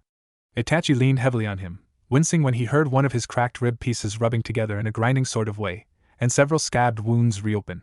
The boy seemed to notice his discomfort, and strived to go as slowly as possible. We're nearly there, he informed Itachi seriously. Itachi tried to nod, but stopped immediately. Moving his head made his temples throb spectacularly, and sent black spots dancing around his eyes. Obviously, it was not a good idea. The strange pair approached a small house made out of dark brown wood and 2 little windows. Itachi couldn't help but think it looked like one of those quaint cabins his father would always sneer about. Itachi snorted, making the boy look up at him with curious eyes. He just glared until the little blonde shrugged and turned away. They entered through the front door without knocking, something Itachi wasn't used to doing, even as a shinobi. His family was been high-class, snobbish, and entirely too strict on manners. No one ever entered a house or even a room without knocking first, even in the direst of emergencies. Itachi found it distasteful and slightly ridiculous, but followed the rules all the same. Every Uchiha did. They entered the living area, where 2 people were sitting. For some reason Itachi thought he should know one of them, but his memories were still fuzzy and he couldn't make out how he should know them. He could see the black closing in around his eyes. He was starting to fall unconscious. However, the boy kept his hold onto him, even as Itachi settled all his weight on him, and they both started to droop to the floor. "My name's Uzumaki Naruto," he said, and his blinding smile was the last thing Itachi saw before he surrendered to the darkness of sleep. End flashback. Naruto stared at Itachi with wide eyes, wondering if had, in fact, heard the tensei correctly. Itachi wasn't one to ask for help. His stubborn Uchiha pride wouldn't allow it. He must care quite a bit about Sasuke to swallow his pride like that, Naruto mused, eyeing Itachi thoughtfully. "I will look after him the best I can." "You know I will, Itachi-sensei," Naruto answered, his usually exuberant voice quiet. And Itachi knew that, of course. Naruto, for some unknown reason, couldn't stand to see people in pain. The blonde was always helping others, keeping others sane by his large heart and cheery ways. Itachi knew that even if he had not asked, Naruto would have helped Sasuke anyway, because that was a part of who he was. "Yes," Itachi said, equally as quiet. The room descended into silence for a moment before Naruto huffed and said loudly, "Well, now that we're done with that depressing bit of conversation, I probably should get going." "It's what?" Naruto glanced up at the clock hanging about the door. 11:45 already. "Damn, I'm gonna be late." Itachi watched with amusement as Naruto hurried out of his chair and out of the living room. He didn't get up from his seat. A minute later, Naruto's head popped back into the door, looking sheepish. "Sorry, Itachi-sensei," he yelled. "I'll see you after the team meetup's alright? Maybe tomorrow we can do something." And then he was gone again, his chakra and presence disappearing fluidly from Itachi's range. Itachi let a small half-smile cross over his face as he leaned back in his chair languidly. Even if he would never admit aloud, he was glad to have Naruto back in his life. Grief can be a burden, but also an anchor. You get used to the weight, to how it holds you to a place. The Truth About Forever by Sarah Dessen, Macy. When Naruto entered classroom 5, it was just as noisy as it had been the day before, only without the hordes of screaming banshees crowding around Uchiha Sasuke. The blonde sighed in relief. He really didn't feel like dealing with those bloodthirsty, scary girls right now. He strode to the back of the room where the younger Uchiha was leaning back in his chair with his eyes closed and his head tilted towards the ceiling, and slid into the seat next to him. Startled by the unexpected neighbor, Sasuke's eyes opened and his head snapped to the side. He relaxed, however, when he saw it was only the blonde from yesterday that had saved, not that he would ever admit it, his ass from his crazed fangirls. Naruto smiled in amusement at the quick succession of panic and relief that flashed across the Uchiha's aura. He had activated his bloodline after leaving the Uchiha estate just for the purpose of getting a closer look at the people who would be his team. He was going to be spending a lot of time with his teammates, and he wanted to get a look at their personalities and power level as early as possible. Naruto watched as the rest of the class filed in, smirking inwardly when he saw more than one dirty look thrown at him by a USRFA member. He idled his time by picking out some of the stronger students. A girl with short dark hair and the trademark light eyes of a Hyuga was clearly above her classmates, and about even with Sasuke. There were 3 boys also, who were closer to the Hyugas and Sasuke's range, a guy wearing sunglasses with poofy black hair, another with a top knot of spiked dark hair that was half asleep on his desk, and the last was a guy with shaggy brown hair, dark eyes, and a puppy in his jacket. Naruto raised an eyebrow. He could recognize their clans plainly by their looks, an Aburame, a Nara, and an Inuzuka. However, it was surprising that, besides him, Sasuke, and the Hyuga girl, that they were strongest out of the lot. Naros were known more for their strategic mind, and both the Aburame and Inuzuka clan relied on their animals to win a battle. They weren't known to be that powerful, especially when dealing with chakra. Were the rest of Genin really that weak? Naruto was startled out of his musings when Iruka entered the classroom, carrying a pile of papers and wearing a smile. The dark-haired teacher dumped his pile onto the desk in the front before picking up a single sheet. Naruto leaned forward in anticipation. He had been waiting for this moment. Iruka cleared his throat and the room fell silent. Team 1, he started, is Himura Sanosuke, Kurosaki Byakuya, and Ami Rukia. Your Jounin-sensei is Shirane Ginma. Team 2 is still in rotation from last year. Team 3, Naruto sighed and tuned the man out. He had no desire to know what everyone else's team was. He kept his senses open so he would hear his name called out, and turned his attention out the window. Team 7 is Uchiha Sasuke. Naruto perked up, interested to see who was on the team with Itachi's little brother, Hareno Sakura. Naruto winced in sympathy, and Uzumaki Naruto. The room was dead silent for a minute before Naruto said, "What?" That broke the ice. Sakura jumped up, screaming, like the banshee she was, with Joy and Sasuke slumped visibly in his chair. While Uzumaki might not be that bad, he was stuck on a team with one of his fangirls. Why couldn't he have gotten Hinata? She, at least, didn't obsess over him. Iruka hid a smile and continued, your Jounin sensei is Hatake Kakashi. Team 8 is Inuzuka Kiba, Aburame Shino, and Hyuga Hinata. Your Jounin sensei is Yuhi Kurinai. Team 9 is still in rotation from last year. Team 10 consists of Yamanaka Ino. Naruto perked up from where he had slumped in defeat. He was stuck with Sakura. Sakura, the rapid Uchiha fangirl, then glanced at Ino, who was leaning forward in her seat, Nara Shikamaru, and Akimichi Tsuji. Your Jounin sensei is Sarutobi Asuma. Naruto held a hand over his mouth to block his smile. Ino was currently alternating between wailing about the injustice of life and hitting a protesting Shikamaru over the head. Iruka ignored the chaos and rolled up the list of teams as he said, congratulations on your team placing. Please wait for your Jounin sensei here. Naruto sighed as he watched Iruka smile cheerily at them. He was glad that he was with Sasuke, because that would make his job of looking after the younger Uchiha much easier. Sakura, on the other hand, he snuck a glance at the excited Pinkette and rolled his eyes. It would take a lot of work to get her mind out of the fangirl setting, and her banshee-like screeches were making him dislike her more than he already did. Perhaps, in time they could be friends, but that would never happen until she lessened her fixation on Sasuke and started to work harder to become a real kunoichi. Naruto leaned back in his seat, surveying the room, and frowned as he noticed that most of the teams had already been picked up by their Jounin sensei. He looked over at Iruka, who was sitting at his desk marking papers. Iruka sensei, he called out, and he didn't miss the flash of annoyance that passed over the teacher's face as he looked up. Yes, Uzumaki? Iruka asked curtly. Is this Hatake Kakashi guy always late? Naruto was somewhat curious about his sensei. Raiden had spoken of him, but only about his past somewhat, that Kakashi had been placed in a team under his father with an Uchiha Obito and a Yamaro Rin. However, Ryan Aizen spoke highly of the Jounin, and Naruto wanted to meet him to see what all the fuss was about. Iruka looked somewhat amused as he answered, Hatake-san is well known for his lateness, Uzumaki. You'll probably be here for a while. Naruto's eyebrow twitched. He really didn't want to wait here for Kakashi to show up. He frowned slightly. A deep voice echoed in the back of Naruto's head, making the blonde roll his eyes. I remember your sensei. He was younger when I first saw him, a scrawny shrimp with gray hair and a mask. Didn't give me much of a fight though. Kyubi almost sounded wistful. Naruto snorted. The old fox really did enjoy a challenge too much. I could probably sniff him out for you. Listening to your whining is more than I can bear. I wasn't whining, Naruto insisted indignantly, even as he left his seat to stand by the windows. I was brooding elegantly. Kyubi snorted. You couldn't brood to save your life, let alone brood elegantly. Naruto snorted and opened the window. Sakura noticed what he was doing and came up behind him curiously. What are you doing, Uzumaki? She asked, somewhat snidely. Naruto glanced over his shoulder at her coolly. I'm going to find our sensei. I don't want to be here longer than I have to, Haruno. With that he leapt out of the window, ignoring the shriek of surprise that Sakura let out. Quickly he attached himself to the side of the academy, and ran the rest of the way down to the ground.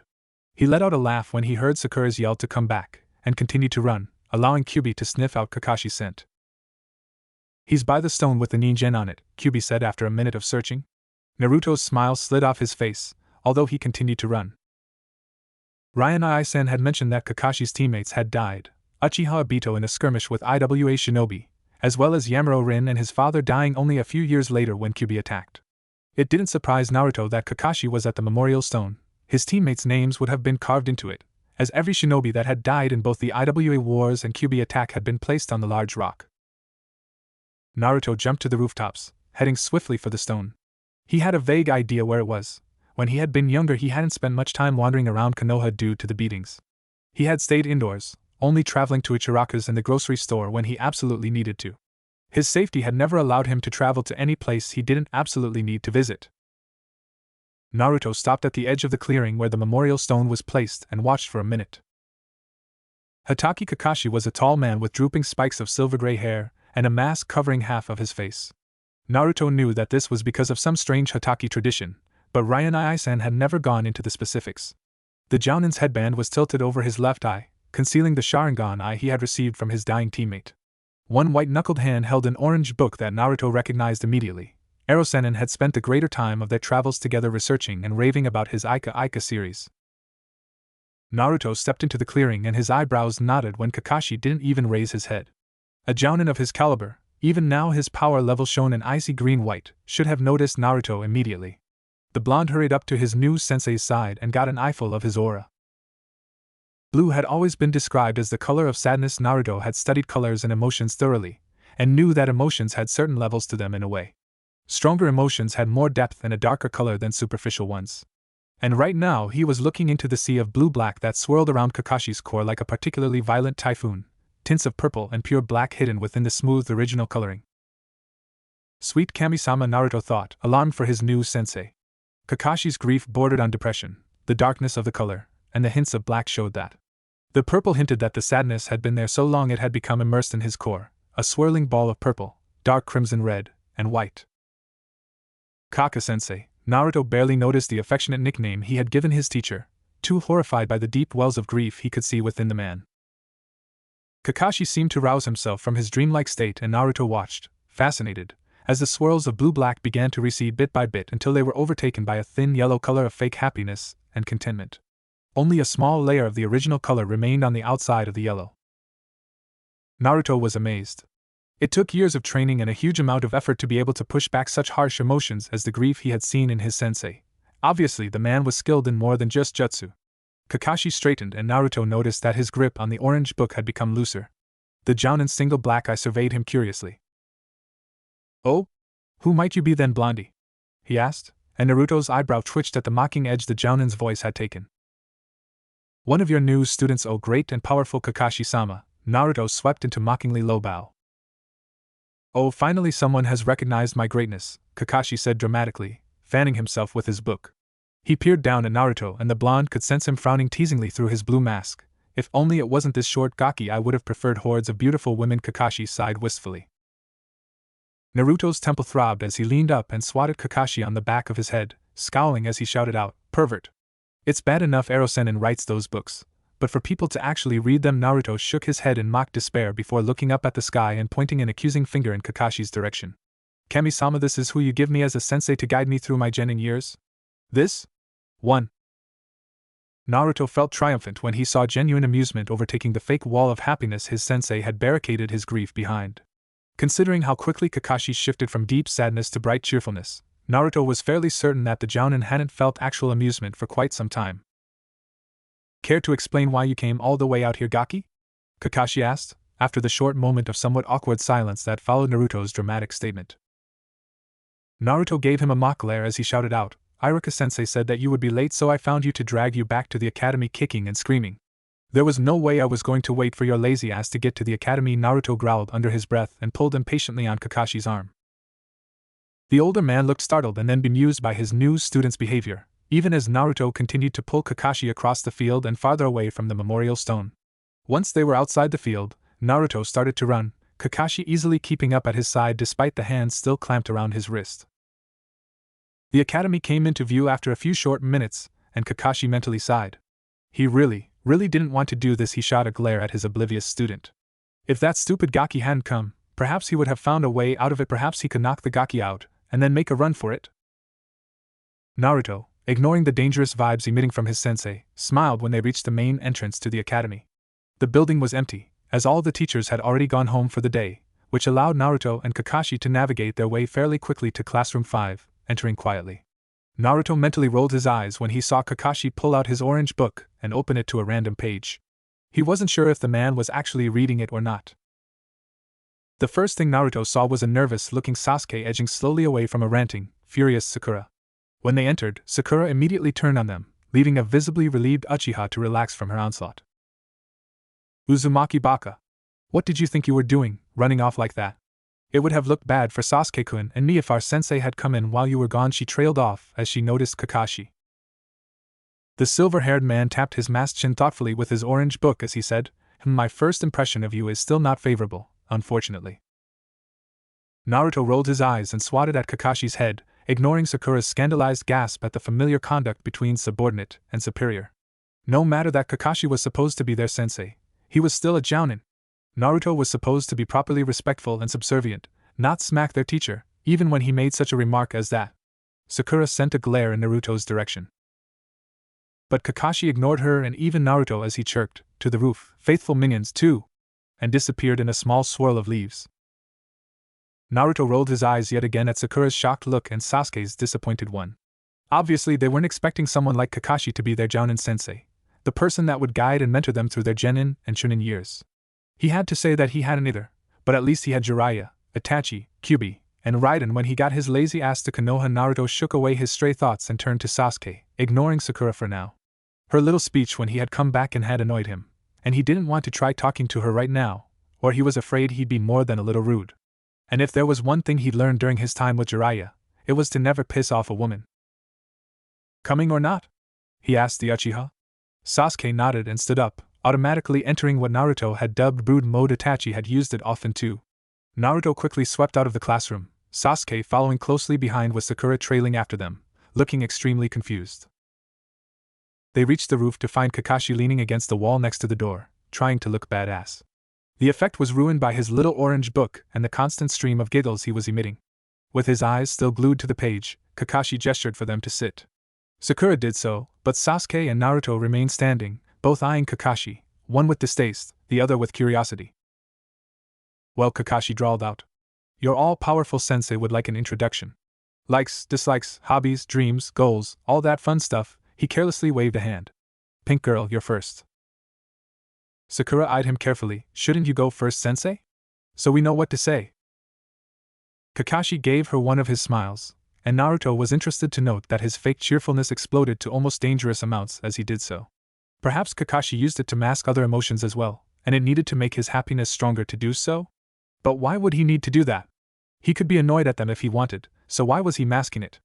Naruto was starting to get even more interested in the puzzle that was Kakashi. "Hatake Kakashi. I have many likes and many dislikes. My hobbies can wait until you're older and, well, I have a dream." Sakura muttered under her breath before huffing and starting her own introduction. "I'm Haruno Sakura. I like," here she gave a long, sidelong glance at Sasuke before continuing, "and I dislike blondes of all kinds." Naruto was given a glare. "My hobbies," Sakura began to giggle. "My dreams," her giggles grew louder and more excitable, all while she was looking at Sasuke. Naruto and Kakashi regarded the youngest Uchiha with pity. Kakashi interrupted Sakura's giggle fest by saying loudly, "Broody one, you're up." "Uchiha Sasuke. I have some like and many dislikes. I don't have any hobbies, and my dream is really more of an ambition, to restore my clan and to kill a certain man." Silence reigned over the roof until Naruto chuckled and commented, "How depressing. It was a good thing looks couldn't kill, or our hero would be buried twice over." Kakashi seemed to be amused by Naruto's comment, but instead of laughing just gestured for the blonde to go next. "My name's Uzumaki Naruto. My likes are training, a certain fox, people who believe in me, and ramen. My dislikes are most of the people in this village, prejudice, and intolerance. My hobbies are training and playing pranks on unsuspecting persons, and my dream," he trailed off, looking thoughtful, before shrugging. "My dream is to make the people in Konoha acknowledge me one way or another." Naruto was well aware of the sharp glance he had received from Kakashi at his mention of a certain fox, but the Jounin had remained silent, to his relief. He knew there would be a confrontation, but he didn't want it to happen in front of his new teammates. He didn't fully trust Sasuke and Sakura yet, at least, not with his secrets. They already were looking at him curiously, probably due to his statement about Konoha. "I suppose that will be it for today. Report to Training Ground 7 at 6:30 a.m. sharp," Kakashi drawled out. Sakura sounded puzzled as she asked, "What for, sensei?" "You'll be doing survival training," Kakashi sounded entirely too gleeful for Naruto's peace of mind. "But we already did that in the academy," Sakura protested. Naruto was amused at her attitude. Did she really think that the academy standards were that great? The academy was there to teach the students the basics. It was during the Genin years that the student grew the most, as they started to get real, one-on-one tutelage. "Don't slack off," Kakashi warned, although it was ruined by his jovial tone. "Out of 27 graduates, only 9 will be chosen as actual Genin. The rest will be sent back to the academy. This is a difficult test with a failure rate of 66. Anyhow, don't eat breakfast tomorrow, you'll only throw up. Ja any minions of mine." He cackled as he disappeared yet again in a cloud of leaves. The roof was silent until Naruto sighed and said, "Geez, we just had to have that guy, huh?" Sasuke grunted, while Sakura nodded enthusiastically, probably forgetting that she was agreeing with Naruto. The sole girl of the group turned to Sasuke, a sweet and innocent look overcoming her face as she bent her head shyly. Sakura twirled her fingers behind her back, rocking back and forth on her heels. Sasuke-kun, would you like to have dinner with me? She asked timidly. Sasuke, Naruto noted, had frustration and annoyance flashing over his aura. Obviously this wasn't a new thing. No, the youngest Uchiha's voice was flat as he turned to head back to the rooftop door. Sakura looked crestfallen but resigned as she followed him out. Naruto hesitated for a moment before yelling out, Uchiha! Sasuke looked at him over his shoulder, a single black eyebrow raised. Talk to Itachi about the test tomorrow. Sasuke's eyes narrowed and he opened his mouth, as if to ask how Naruto knew Itachi, but Naruto shook his head and mouthed later at him. Sasuke, eyes still narrowed, nodded stiffly before disappearing from sight down the stairs. Naruto sighed heavily, leaning against the wall behind him. He was not going to enjoy talking about that tomorrow. He called out lazily. Kaka-sensei, you can come out now. Kakashi emerged from a nearby tree eyeing Naruto suspiciously, his hands free of any orange porn for once. What did you want, sensei? You don't seem like the type to go for younger guys, not that I'd ever date an old pervert like you, Naruto drawled out, amused by the startled surprise that flashed across both Kakashi's aura and face. You know about it? Kakashi asked cautiously.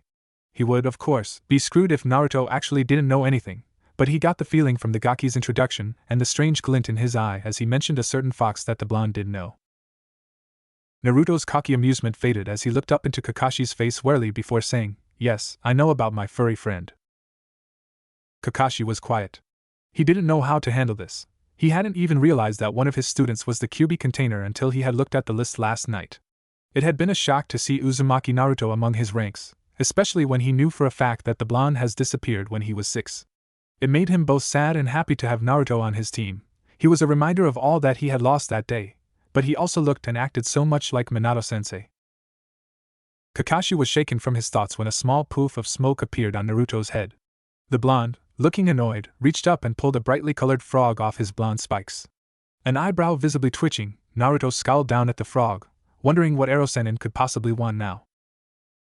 What is it, Gamakichi? He asked. Gamakichi huffed at Naruto's obvious annoyance and answered back sharply, The old man wants you to come to the Hokage Tower, Whiskers. He said something about the Hokage wanting to yap about your past and getting some sake for the special occasion. Naruto snorted. That sounded like Jiraiya all right. He really didn't want to discuss his past with anyone, but Jiji-sama would need to know, if only to properly sort out missions for both Team 7 and Naruto solely. The blonde sighed and turned to Kakashi, who had watched the interaction between the frog and his student with an interested eye. Naruto looked at him for a minute before sighing again, this time more loudly, and then saying, You'd better come with me for this, Kaka-sensei. Since you're my new sensei, you'll need to know what to expect from me. He turned back to Gamakichi and barked out. Tell Ero-sennin we'll be there shortly and to not drink all the sake. Gamakichi snickered and nodded before disappearing in another poof of smoke. Naruto turned back to Kakashi and raised an eyebrow. Kakashi nodded and the two jumped from the academy rooftop to the top of the building next to it, heading swiftly for the Hokage Tower in the middle of Konoha.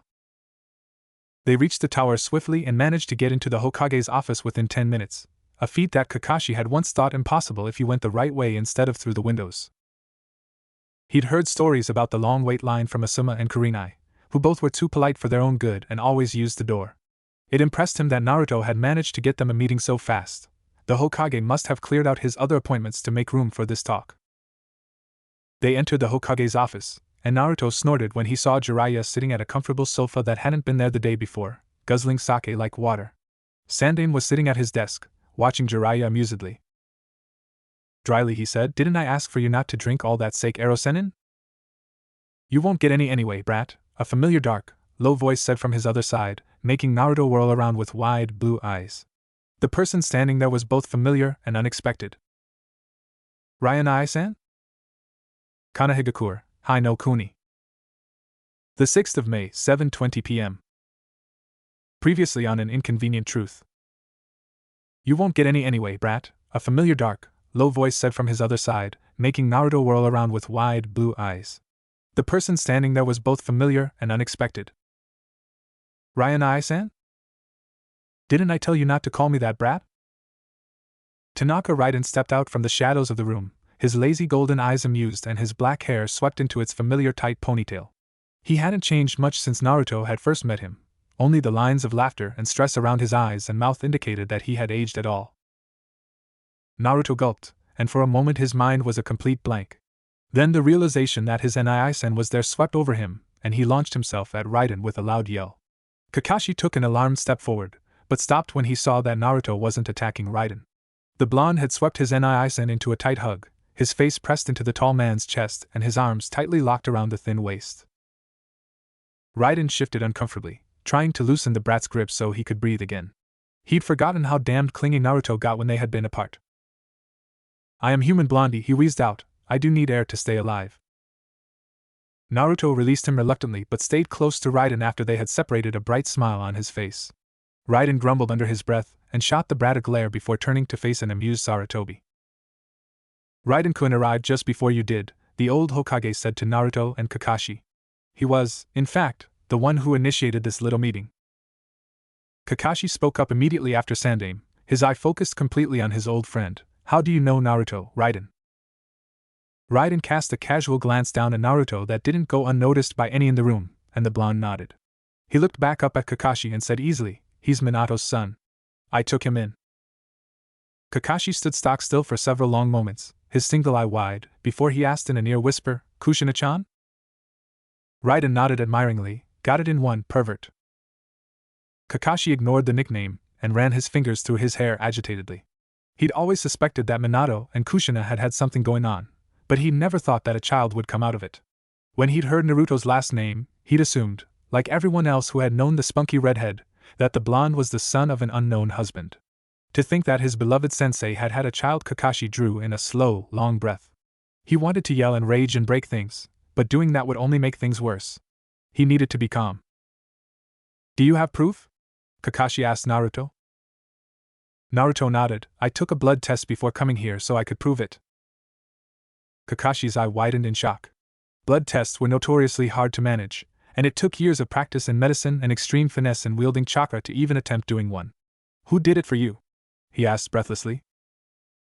Naruto frowned and shook his head. They wanted to be kept a secret. Kakashi wanted to push for a name, but the serious look in Naruto's eyes stopped him. Instead, he sank into the couch next to a still-drinking Jiraiya, his mind still wavering between shock and anger. He knew that he would have figured out Naruto's parentage eventually. He looked too much like Minato to not be related to the dead Hokage in some way, and he had Kushina's name. But still, the thought of his sensei having a child and the anger at not being told that Kushina had been pregnant overwhelmed him. Naruto kept an eye on Kakashi even as he sat in the chair placed in front of the Hokage's desk. He concentrated most of his attention on Sandaime and sat forward, eyes gleaming. "You said you wanted to talk with me, Jiji-sama?" Raiden sighed in the background. It seemed Naruto would never get over the habit of giving annoying nicknames to the people he knew. Sandaime smiled at the blonde. "Yes. I wanted to know the basics of where you traveled and what you learned under Raiden and, I presume, Hisoka." Naruto sat back thoughtfully. "I told you how I met Raiden, yes?" Raiden groaned even as Sandaime nodded. He hadn't wanted anyone to know of his little moment of kindness. "After that we went to Tsuchi no Kuni to look for Hisoka." Flashback. "Are we there yet?" 6-year-old Naruto asked, peering up at Raiden. He watched with interest as the man's eyebrow twitched. He noticed that Raiden seemed to do that a lot around Naruto. The blonde had asked him about the twitch an hour ago, but Raiden had only glared at him silently.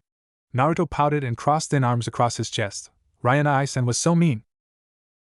The blonde had no idea where they were, as Raiden hadn't spoken to him at all beside to tell him orders. Kicking his feet, Naruto trailed behind the older man, his blue eyes fixed on the ground. Had he paid more attention to his surroundings, he may have noticed a blur of white and black before he was hauled off the ground like a sack of potatoes. Naruto instantly began yelling for Raiden, all while kicking, biting, and scratching as much of his attacker as he could reach. He was satisfied by the curses muttered by the person behind him. Raiden, who had heard Naruto's cries, ran back only to stop short as he saw who exactly the mysterious attacker was. "Hisoka? What the hell are you doing?" he cried out, rushing up to the two now that his shock was gone. He tugged on one of the hands holding Naruto, dodging a kick and a bite that had come his way. "Let him go!" "Damn Raiden, you've got yourself one wildcat of an apprentice," Naruto heard his attacker say. "This is your apprentice, right? You're not about to start some sort of brothel for gay pedophiles, are you?" Raiden sputtered indignantly, which made Naruto wonder what was so bad about whatever his attacker was talking about. Maybe he would ask Ryan-san about it when the unknown man put him down. No. He's just my apprentice Hisoka, though you might finish him off before I get to teach him anything. Raiden spat out finally, glaring at his friend for the previous statement. Naruto was finally, set, and he instantly turned to get a look at his attacker. Hisoka was shorter than Raiden by a few inches, and had long, silver-white hair and dark blue eyes. He was dressed in black, traditional samurai clothing, a haori and hakama as well as gi on his feet. A long, broad sword was strapped to his back. Naruto pouted. Hisoka looked so wimpy. Why couldn't he have been attacked by a 7-foot muscle giant, or someone cool like that? Hisoka knelt down so he was eye to eye with Naruto and observed the blonde for several minutes. Then he sighed and asked Raiden quietly, Minato's child then? Naruto perked up. The wimpy guy had known his dad. Trying to look innocent and naive, Naruto kept his ears open. Raiden nodded and Hisoka glared at him. You knew Minato wanted him to stay there. Raiden growled and spat out. He was getting beaten, Hisoka. Beaten, and treated like the scum of the earth. Minato was my best friend, but I would be the first to admit he was a damned, idealistic fool to believe they would treat him like a hero. Hisoka had paled rapidly when he had heard about Naruto's beatings and shock painted over his features. He had been the one to stop Raiden from going to Naruto earlier, saying that Minato had wanted his son to stay in Konoha. He had never guessed that the villagers would be cruel enough to beat a child. Hisoka passed a hand over his face as he thought grimly, I guess I can be as idealistic as Minato was. Hisoka glanced down at an innocent-looking Naruto and sighed. It wasn't like they could send the kid back now, even if he had wanted to. Did you at least tell Hokage-sama we have him now? He asked Raiden. Raiden shifted nervously, not exactly. Hisoka took a deep breath. What do you mean by not exactly? Raiden laughed uneasily. That I didn't tell him at all? Calmly Hisoka lifted a hand and hit Raiden soundly over the head, the thump sound echoing in the empty clearing. He eyed his friend's fallen body for a moment before shrugging and turning to Naruto. He knelt down again to stand eye to eye and smiled at the small blonde boy. Hello Naruto-kun, he said. I'm Ryo Hisoka. End flashback. Sandaime smiled. He sounds like quite the character, he said. I would like to meet him. Naruto smiled sadly as he answered, he would have loved to meet you as well, Jiji-sama. Sandaime noted the use of the past tense, and the weary looks on both Naruto and Raiden's faces. Tucking the information in the back of his mind, he changed the subject. You met with Hisoka and Tsuchi. Then what happened? Naruto leaned forward in his seat. We stayed near Iwagakure for the next year or so, while Raiden and Hisoka started my education. Raiden cut in roughly. I taught the brat about chakra, how to use it, how to gather it, how to sense it, the whole shebang. He learned some ninjutsu. Hisoka taught him the basics of various weapons, kunai, shuriken, fans, daggers, sai, katana, and senbon. He was taught 2 elemental kata, the wind and the water, and he knew most of it perfectly by the end of the year. Finally, he was taught the basics of stealth, interrogation, and ninja codes. Sandaime nodded thoughtfully. A hard schedule for a beginner. It says a lot about your character that you did as well as you did, Naruto-kun. Naruto smiled wryly. Trust me, it didn't go as smoothly as it sounds. Some of the days I was too tired to even get up and eat. I pranked Raiden like hell and drove Hisoka crazy with my whining. I was lucky to have even survived that first year. Sandaime smiled indulgently but said nothing more on the subject. Instead he continued the conversation. Where did you go after Tsuchi? We went to Mizuno-Kuni. The Mizukage wanted Hisoka-chan for a mission there. We stayed in Kirigakure for about 2 years. While we were there I perfected the wind and water kata, and began and finished lightning and fire. Raiden taught me about chakra, ninjutsu, and I began my seals training under him. Hisoka continued to train me in weaponry, with focus on katana, fans, and sai. Together we started to create a sword style to fit my favorite taijutsu style, a mix of water and wind kata. Sandaime raised an eyebrow, impressive. I had no idea you were a seal's apprentice, Naruto-kun. Naruto nodded and pulled out a necklace on a long black cord that had been hanging underneath his shirt, unnoticed by any of the men. On the end was an upside-down triangle made from a shimmering red crystal. Delicate strands of Japanese too small to read rimmed the edges of the pendant. A 5th-level apprentice? Kakashi asked incredulously. Even Jiraiya, who was drunk by now, seemed surprised. Sandaime, however, just smiled, like father, like son. Minato was also skilled with seals. He would be proud to see that you rose so quickly in such a short amount of time. Naruto smiled. It took a lot of pain and hard work to get this far, believe me. I was out for a week after the tests for 5th level. Sandaime nodded. I believe you, Naruto-kun. Did anything else happen in Kiri? Naruto and Raiden exchanged glances again, and the room was silent for a long moment. Finally Naruto sighed and turned back to Sandaime.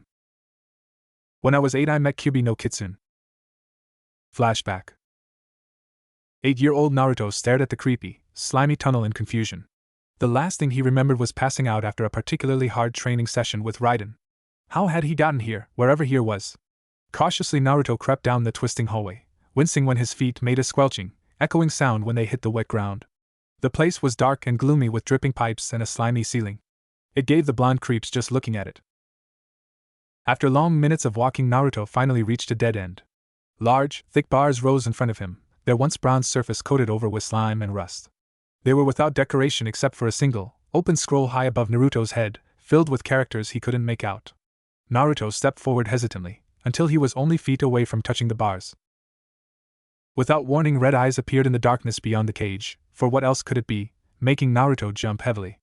Slowly the eyes came forward until Naruto could make out the cunning muzzle and the enormous body of a crimson-red fox.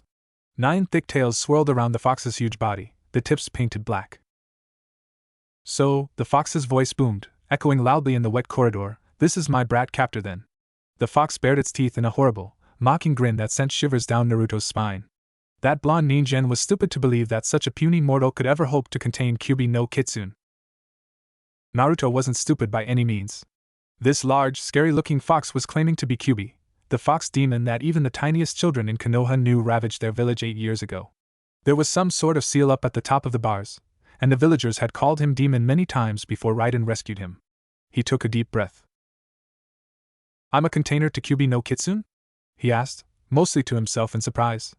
It would explain many things: the hate of the villagers, the fast healing, the sharp senses and fox-like whisker marks. Mind whirling, Naruto looked up to see Kyubi watching him with interest. "Oh? My host isn't as stupid as I thought," the fox mused aloud. "Come closer, mortal." Naruto scrutinized Kyubi's face and wicked crimson eyes before lifting his chin and stepping boldly forward. Expecting a slash at his head, Naruto was surprised by the wheezing growl that Kyubi emitted. It took him a minute to realize it was the fox's version of laughter. "So recklessly foolish, little mortal. But then, you ninja always seem to be that way," Kyubi told him, lowering his huge furry body to the ground and resting his muzzle on his large paws. Laying down brought him closer to Naruto's eye level, even thought the fox still had to look down at him. "I'm in my mind?" Naruto asked the fox, prepared for his question to remain unanswered. Kyubi surprised him, yet again, by nodding regally. Naruto pursed his lips in thought. If Kyubi was sealed into his body, the only person who would have been able to do that would have been Yondaime. Raiden had told him soon after he was rescued that Yondaime was his father, which is why feelings of anger and betrayal coursed through him right now. He could understand the need to defeat Kyubi, but the thought that his own father had sealed the demon inside of him, Naruto took a deep breath. He needed to stay calm. "How did I get here? The last thing I remember is training with Raiden," he trailed off. Kyubi snorted. "You came because I summoned you here," he said bluntly. "Unfortunately for me, I have to have a talk with you. Try not to be too stupid so I don't accidentally bash your brains in before we finish." Naruto bristled but stayed quiet. His 3 years under Raiden and Hisoka had taught him to keep a grip on his temper in dangerous situations. Kyubi stared down at him with glittering red eyes before nodding to himself. The giant fox settled down even lower in his cage, obviously getting comfortable. Taking the hint, Naruto sat down cross-legged on the floor in front of the cage, and then cranked his neck up to stare Kyubi in the eyes. "The gold-eyed ninja already told you the blonde mortal was your sire," Kyubi started. Naruto absently wondered if Kyubi ever remembered a human's name, but shook the stray thoughts off. He couldn't afford to be unfocused. "What he never told you was the history of his mate, your mother, who was from the Uzumaki clan." Naruto frowned. What did his mother have to do with any of this? Before he could ask, Kyubi continued his speech. "The Uzumaki clan was founded in Yuzu-no-Kuni, a land that has been dead many years to the Ningen world. The Yukai remember it. It was a gathering place for the spring meetings, and it was full of almost intelligent Ningen who Yukai could tolerate." Coming from Kyubi, Naruto knew this was a compliment. The Uzumaki clan were well known in the land, and were extremely prosperous. They are the equivalent to the puny village's red-eyed clan, I believe. They also had a bloodline limit, Raikimetsuki. Naruto snorted. "Aura Eyes? What an original name." Kyubi shrugged. "I didn't make it up, Ningen. But back to my story.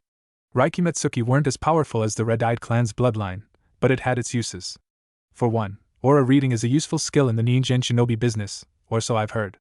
The second was that they could read yokai souls and track them just as easily as ninja ones. Naruto raised an eyebrow. He still didn't see how that was of any importance. Kyubi gave him a glare, as if sensing his impatience. When the Yuzu Wars ravaged Yuzu no Kuni into an unrecognizable wasteland, what was left of the Uzumaki clan, your mother, her brother and their parents, moved to Konoha. She and her brother became a shinobi there, and her parents died early in the years that they spent there. Apparently she became involved with the blonde ninja and you are the product. Her brother, however, was less inclined to move beyond the Yuzu Wars that had destroyed life as he knew it. He went after the demon that was discovered to have started the whole conflict, Kyubi no Kitsune. Naruto's eyes widened and he made a mental note to research the Yuzu Wars as soon as possible. He had no idea what they entailed, and apparently they were important in his family's history. As I said before, Yukai once used Yuzu no Kuni to gather for the spring meetings. Your mother's brother had met me there once, and he knew my aura. He tracked me down, to the nest where my mate and 2 kits were also living. Kyubi's eyes burned as he related this part of the story, and Naruto was shaking. He could see a murky, possible ending to this, and he didn't like the idea of it. He hoped to Kami that he was wrong. The ninja wouldn't be satisfied by my death. He wanted to make me suffer. Kyubi's voice was harsh as he said the last word. He waited until I left to get food for my mate and kits, and then attacked. He was skilled, a high-ranking animal mask shinobi, if I'm not mistaken. My mate was weak from the birth of the kits 2 moons before, and my kits were barely born. They didn't stand a chance. Kyubi was silent, and when Naruto looked up at him he noted that if the demon could show softer emotions he might be crying right now. I came back to find them slaughtered and a Konoha headband lying near their corpses, torn off during the battle. The day was October 10th. Naruto breathed in heavily. So his suspicions had been right. His uncle's actions had provoked Kyubi to attack Konoha. Don't get me wrong, brat. The murder of my mate and kits moved me to attack your puny village. But I enjoyed every minute of slaughtering those pathetic meat packs, no matter if they were involved or not. Kyubi's voice was rough. Naruto shuddered. He could never imagine having such bloodlust. It unnerved him, the fact that he could understand Kyubi and yet be terribly disgusted and fearful of him at the same time. His actions toward Konoha could be justified, but his mindless slaughter of the innocent could not. What happened to my uncle? Naruto asked quietly. Kyubi snarled, I don't know. But if I ever find that son of a bitch, I'll make sure he'll die as painfully as I can make possible. Naruto shivered again. Then, drawing up his courage as some sort of security blanket, he asked, Why are you explaining this to me? And how do you know so much about my mother's family? Kyubi sighed. The Uzumaki family has interbred with demons before, all of them from my clan, the Kitsune. I kept an eye on them after they moved to Konoha. As for my reasons, I wanted to explain the most obvious obstacle to a decision I am going to ask you to make. Naruto frowned uneasily. Any decision Kyubi would ask him to make couldn't be a good or easy one. He shifted from one foot to another, considering the consequences, before he said, Fire away. Kyubi's eyes glinted as he purred out, I want you to become my heir. End flashback. The room was silent for long minutes until Kakashi jumped to his feet. The demon was lying. I knew Uzumaki Ryoma. He was nothing like that. He would never murder something without purpose. Naruto smiled grimly. But Kaka-sensei, you forget. He did have purpose, vengeance. Kakashi seemed to be at a loss for words. Jiraiya stood up next to the silver-haired Jounin and gently pushed him back into his seat. He sat again and leaned forward, all previous drunkenness abandoned for the somber occasion. You're positive this is true? Naruto was silent before he said quietly, Yes, and you will see why later. Jiraiya raised an eyebrow, but Naruto didn't comment, only turned to Sandaime, who had been the only to not speak. He frowned when he saw the Hokage's weary face, and suddenly comprehension dawned in his mind. You knew! He cried out, all calm forgotten. How? Sandaime nodded slowly, his eyes old and wise. Minato-kun had his suspicions against Kushina's brother, and he wrote notes. When Ryoma disappeared after the Kyubi attack and we didn't find his body among the dead, I made assumptions. Kyubi's story only confirms it. What I don't understand, Kakashi spoke again, his voice low, is how Kyubi even knew Ryoma did it. He only found a Konoha headband, how could he have known the culprit? The Uzumakis placed a swirl on their headbands as a remembrance to their lost country, Naruto explained quietly. Kyubi knew Kushina to be with a child, and my grandparents were dead. It was process of elimination, and his motives weren't hard to guess at, since Kyuubi is blamed for starting the Yuzu Wars. Kakashi sighed heavily and Naruto couldn't help but feel pity for his sensei. It must be a shock to learn all of this, and so closely together.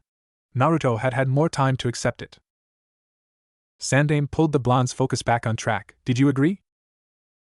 Naruto was silent for a moment before nodding slowly.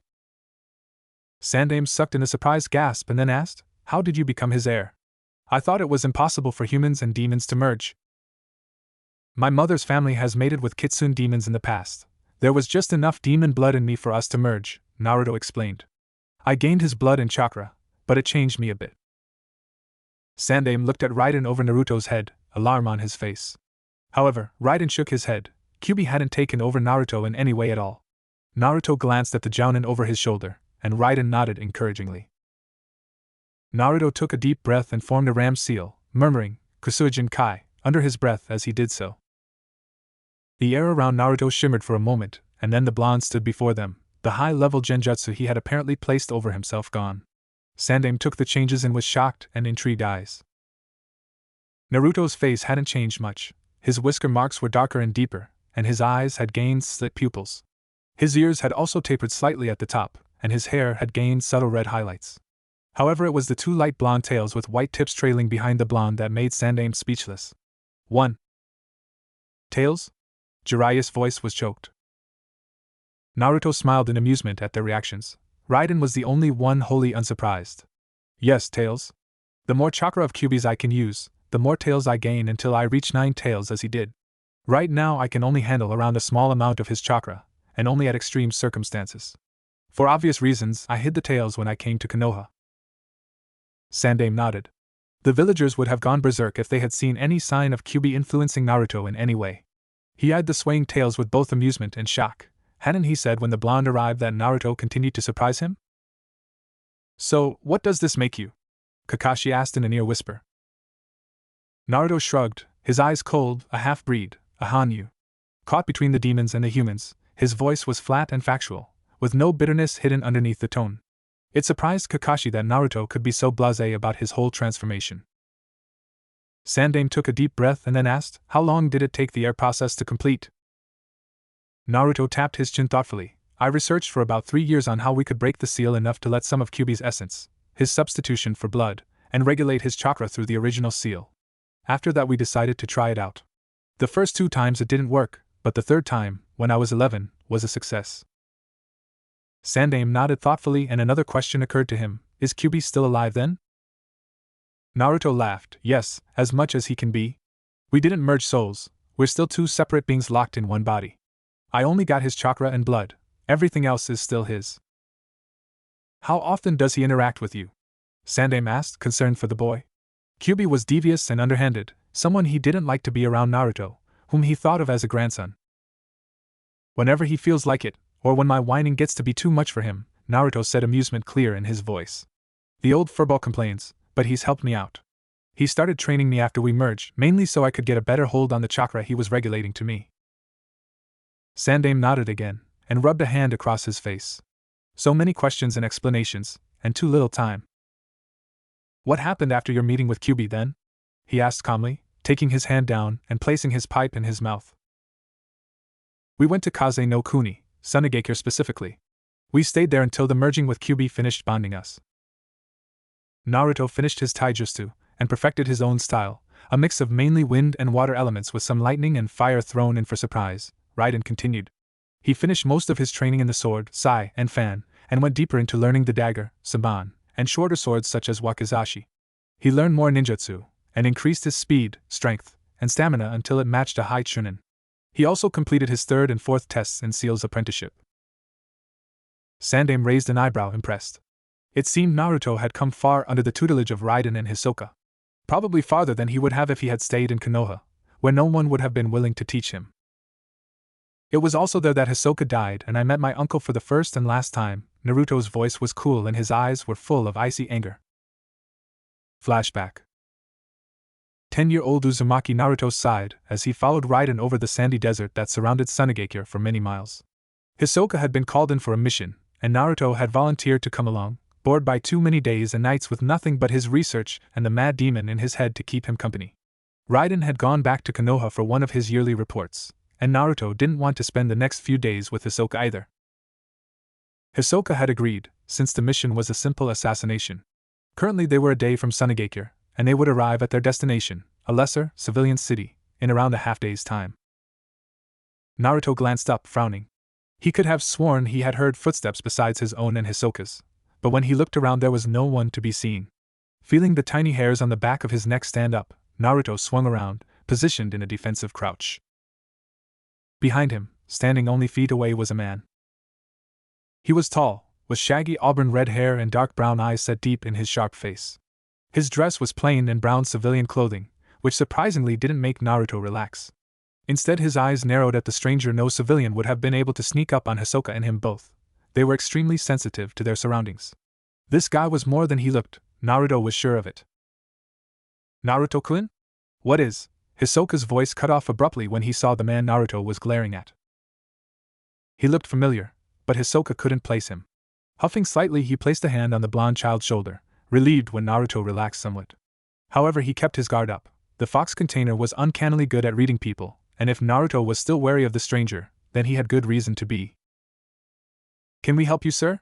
Hisoka called out pleasantly to the man. Dark brown eyes turned to him, studying him intently until the stranger dismissed the samurai, turning to stare at Naruto once more. Uzumaki Naruto, correct? He asked in a raspy voice that sounded like it hadn't been used in years. Naruto's eyes narrowed again and he tensed up. Who wants to know? He asked boldly. Hisoka mentally groaned. Naruto's mouth was going to get him in trouble one day. But the stranger chuckled dryly. You have Kushina's spirit boy, and Minato's recklessness. A dangerous combination. Naruto's eyes widened. You knew my parents? The man nodded slowly. My name is Uzumaki Ryoma. I'm your uncle. Naruto's eyes widened and he took a step backwards, running into Hisoka. Ryoma laughed outright at that, but there was no warmth in it, only dry neutrality. Hisoka was also staring at Ryoma in shock. Now he knew why the man had looked so familiar, but he noticed when Naruto began to shake lightly and placed a hand on his shoulder.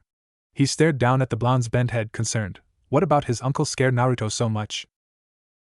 You, Naruto stuttered out, trying to get his brain working again so he could find something to say. How dare you come here? Ryoma's voice was devoid of emotion, but his eyes were sparkling with something unpleasant. Naruto shuddered again, knowing that this man had been the one to set Kyuubi off, the one to set the fox demon's sights on Konoha. Don't worry, little nephew, I didn't come to beg for your forgiveness. I would like to know how you know of IT, but I suppose you wouldn't tell me no matter how many times I asked, Ryoma said with a dark sneer on his face. Naruto breathed in deeply, and tried to find the courage that had helped him when he met with Kyuubi. Slowly he lifted his eyes to meet Ryoma's, and his uncle could see an edge of steel in the blue. He smiled, and Naruto had the funny feeling that the man was smiling truly for once. It's good to know Kushina's spirit lives on.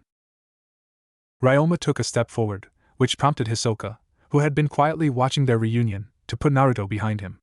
Ryoma gave him a blank look and continued to make his way to the pair, any amount of emotion that had been behind his previous smile gone from both his face and his eyes. You cannot save him, Ryo Hisoka-san, Ryoma said quietly, and he disappeared only to reappear again behind Naruto. Hisoka turned instantly and blocked the sword that would have come swinging down upon the blonde's head. Naruto didn't look afraid, but Hisoka wasn't really surprised by that. Whenever the blonde gathered his courage, it was impossible for him to give it up until the battle ended. Hisoka looked up into Ryoma's eyes, face deadly and serious. You will not touch him. Ryoma's mouth twisted somewhere in between a sneer and a smirk as he lifted his blade away from Hisoka's only to attack again, this time quicker. Naruto, however, had seen it coming and rolled out of the way, springing back up into a defensive position. Hisoka instantly moved in on Ryoma, his eyes narrow and his sword fast and deadly. Ryoma growled when he was unable to get at Naruto due to having to defend himself from Hisoka's attacks, but then his eyes gleamed. Doing the seals behind his back with his left hand while he continued to fight with Hisoka, Ryoma waited until the opportune moment. When the samurai took a second to catch his breath, he instantly murmured, Hidebashiri no Jutsu. Instantly Ryoma appeared behind Naruto, quickly wrapping an arm around the brat's waist. Hisoka whirled around and stilled when he saw the katana's sharpened edge lying against his apprentice's neck. Ryoma smirked at the despair he could read on the samurai's face, and the tense terror he could sense in his long-lost nephew. Now before that rude interruption, he said coolly, I was about to tell you why I came out after you after all this time. You see, I had heard rumors of a blonde named Uzumaki Naruto in Kiri, and I decided to go back to my dear hometown to see if they were true, if I really did have a nephew. However, before I could go to the Hokage, I happened to hear a certain guard celebrating the last search for the demon brat. Curious to know who this demon brat was, I asked some innocent questions. To my great surprise, I learned that Naruto is Kyuubi no Kitsune. No! Naruto yelled out, his stillness suddenly broken by violent thrashing. I'm not Kyuubi. I was never Kyuubi.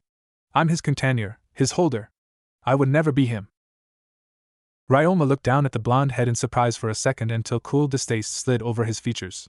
He smirked and tightened the katana at the brat's neck, rewarded by the sharp intake of breath from the samurai and Naruto's sudden stilling. Now if I may continue, Hisoka murmured. I instantly set out to find you Uzumaki Naruto, and it took me a year to do so. And now, by killing you, Kyuubi will be dead once and for all, and my vengeance for my village will be fulfilled.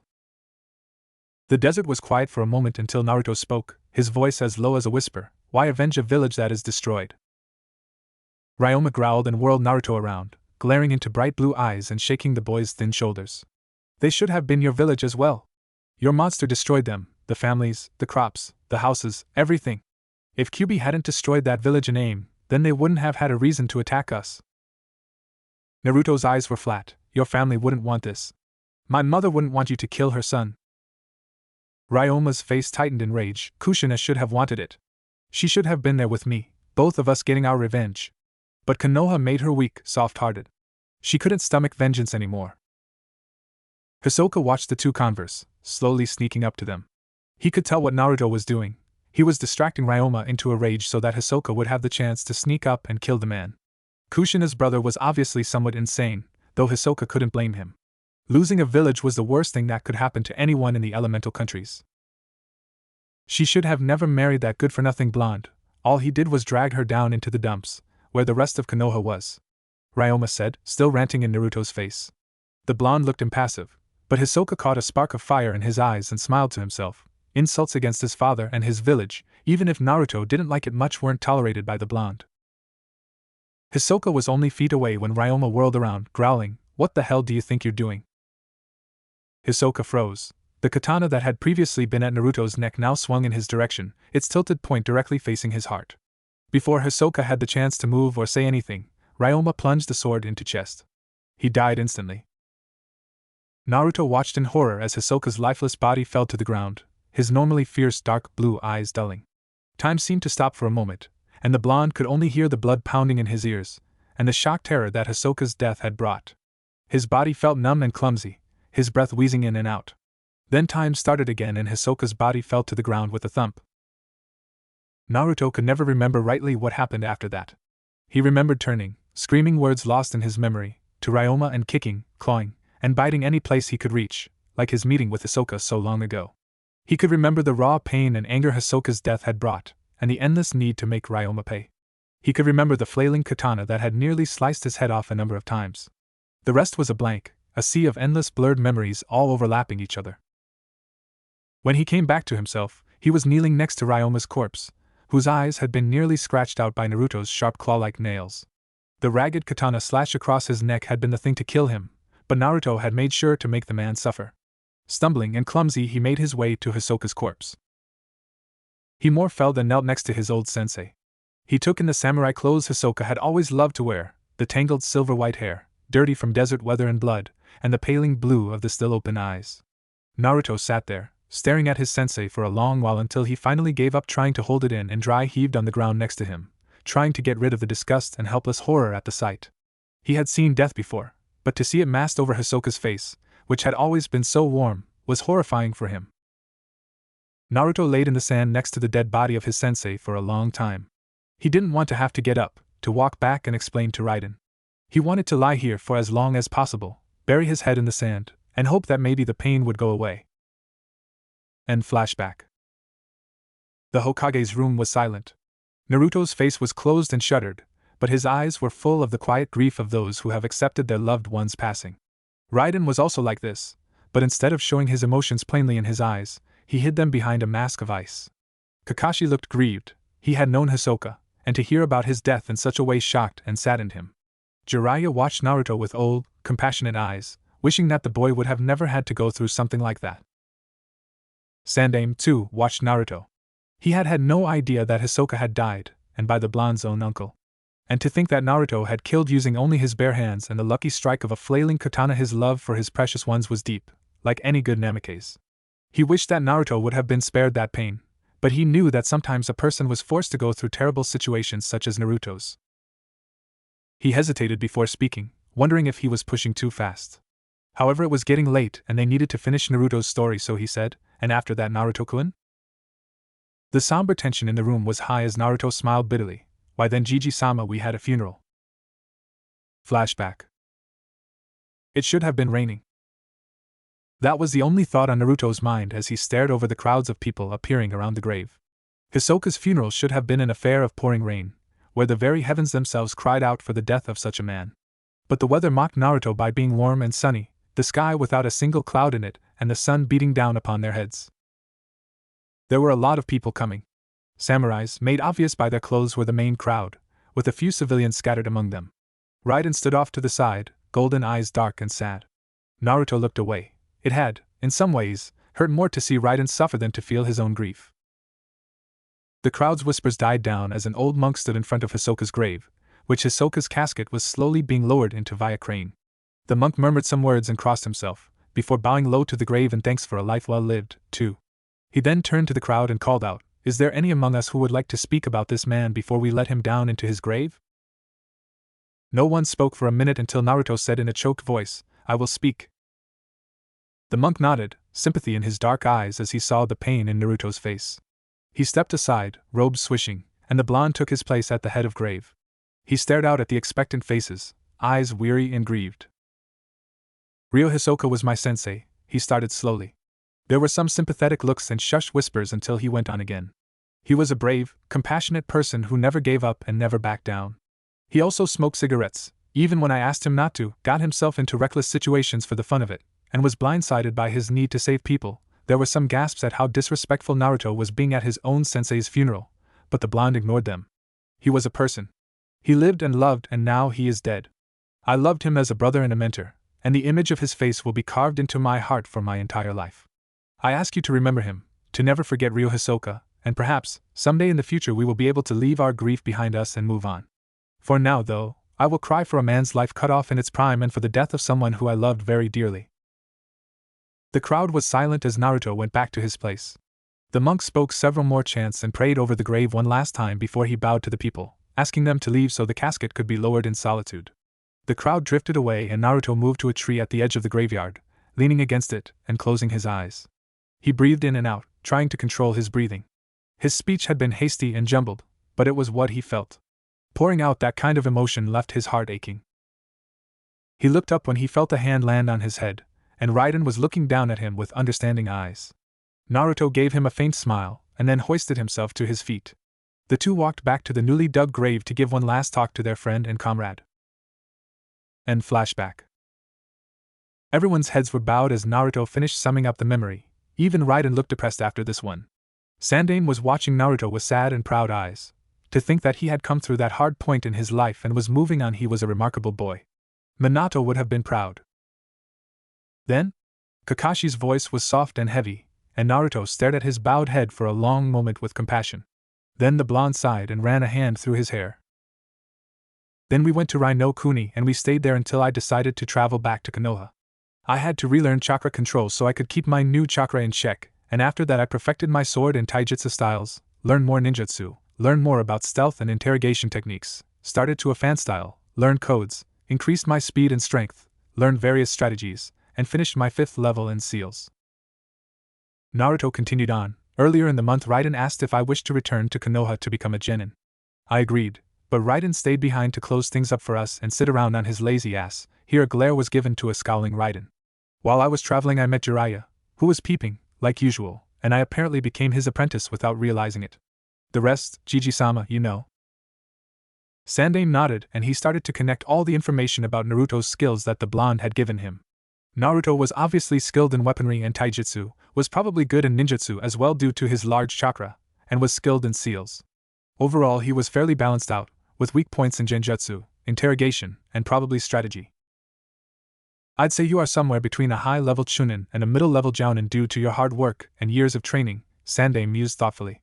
However, you'll have to stay with your team right now. You can't become a chunin without taking the exams at least once. I will do my best to give you all challenging missions, mainly for Naruto-kun and Sasuke-kun's sake. As far as I can tell, Sakura-chan doesn't wish to have dangerous missions. The old man gave a humorless chuckle. The poor girl's going to get a wake-up call soon. Naruto nodded during Sandae's speech, only a little surprised to hear that he ranked so high.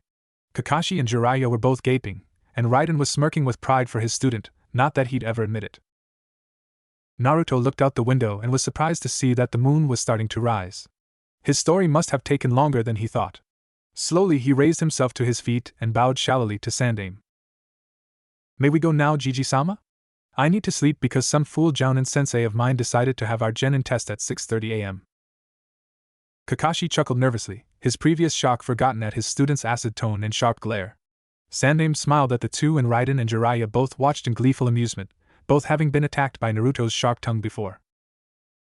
Yes, you may go, Naruto-kun, Sandae said with a chuckle. I didn't realize that it was so late. Naruto nodded and went over to Raiden, whispering in his ear. The older man nodded a few times until Naruto sent him a smile, and then going over to Jiraiya to whisper in his ear. Kakashi, annoyed by being kept out of the loop, watched the three with a frown. I'll see you in the morning, Kaka-sensei, Naruto chirped happily, pulling Raiden out of the door after him. The three men left inside stared after them for a minute until Sandae shook his head and took another puff out of his pipe. That boy never changes.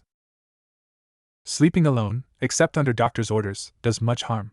Children will tell you how lonely it is sleeping alone. If possible, you should always sleep with someone you love.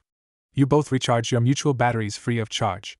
Marlena Dietrich, Naruto, and Raiden sped to Training Ground 7, both enjoying the night wind rushing to meet them and the free speed they were traveling at.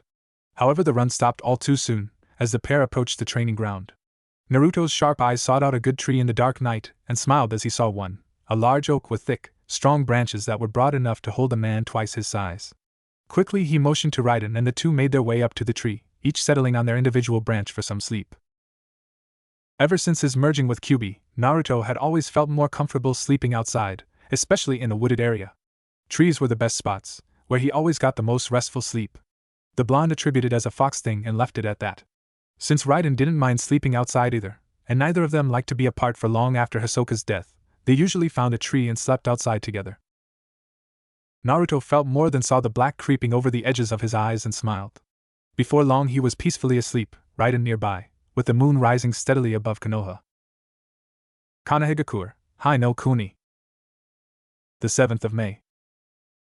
Naruto woke to the early morning sun flitting across his closed eyelids. He groaned and shifted, trying to get away from the sun's light, but the stupid star wouldn't leave him be. Finally he opened an eye, squinting at the bright light, and sat up in his tree branch, stretching and yawning loudly. Rubbing a hand across his eye, he looked up to see Raiden was awake also, watching him with amusement. The Jounin was well aware his apprentice hated mornings. What time is it? Naruto asked, his voice still thick with sleep. Raiden shrugged. It should be around 6:30, but your teammates haven't showed up yet, so I can't be sure.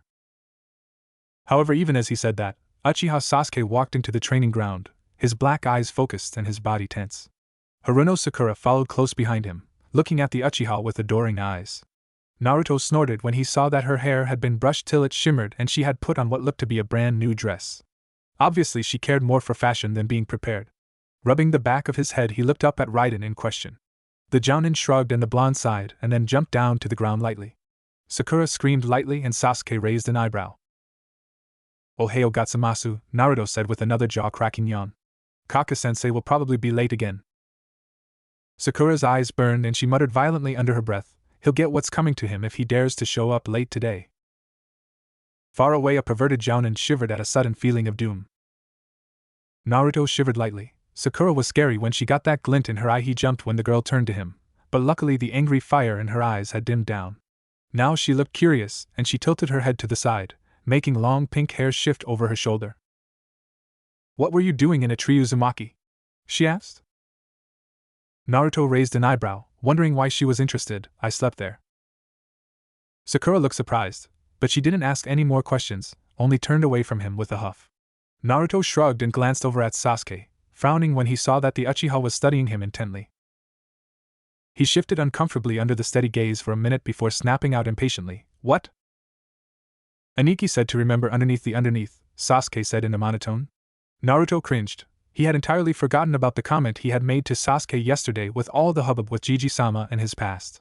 He awkwardly rubbed a hand on the back of his neck, wondering how he was going to explain this without giving himself away. Sasuke spoke again, "How do you know Itachi?" Flashback. 8-year-old Uzumaki Naruto peered out curiously at his new roommate. The boy he had found lying in his own blood while walking a week ago was sitting calmly on the steps, his unusual red eyes closed. A long ponytail of dark hair swished in the soft breeze, and a sword lay by the boy's still hand. Naruto winced when the image of the clean, calm boy was overridden by the blood-stained, dirty, and pained stranger he had first met. Shaking the double image away, Naruto crept closer silently, wide blue eyes fixed on the stranger's back. "I can sense you there, Uzumaki-kun," the boy said softly, never opening his eyes. Naruto pouted but bounced up to the stranger all the same, grinning widely. "Suga. How did you do it, Oniai-chan?" Red eyes opened and looked at him blankly. "Your chakra is well masked, but not enough. It is too heavy to be masked completely." Naruto tilted his head to the side. "Heavy?" he asked. "Your chakra is thicker and heavier than most of the shinobi I've met. I'm guessing that it would make it difficult to hide," the boy said calmly. He turned and continued to stare out across the small clearing their house was located in and the forest surrounding it. Naruto nodded carefully. The boy was so smart. The blonde looked up at him and realized that he didn't even know the name of the person he had saved. "What's your name, Oniai-chan?" The boy looked down at him for several moments before saying, "I am Uchiha Itachi." End flashback. Naruto was silent until he sighed and pushed a hand through his hair. "I traveled a lot with my guardian, before coming to Konoha. When I ate and I lived in Mizubikyo no Sato, I met Itachi. He was badly injured from wounds he received during a mission. He had to stay with us for about a half year. After that he came back to visit from time to time. That was mostly the truth." He didn't need to mention that Itachi had trained him. Sasuke frowned but nodded. He remembered there was a time when Itachi had disappeared for months. It had been several months before the Uchiha massacre, and he had returned a week before the mass murder had happened. His brother had never told him why he was gone, or where he had been, and any attempt to ask was met with silence, so Sasuke had stopped questioning. He eyed Naruto suspiciously. His teammate was telling the truth, but some part of Sasuke kept whispering that there were some things the blonde wasn't telling. "Did you know what his mission was?"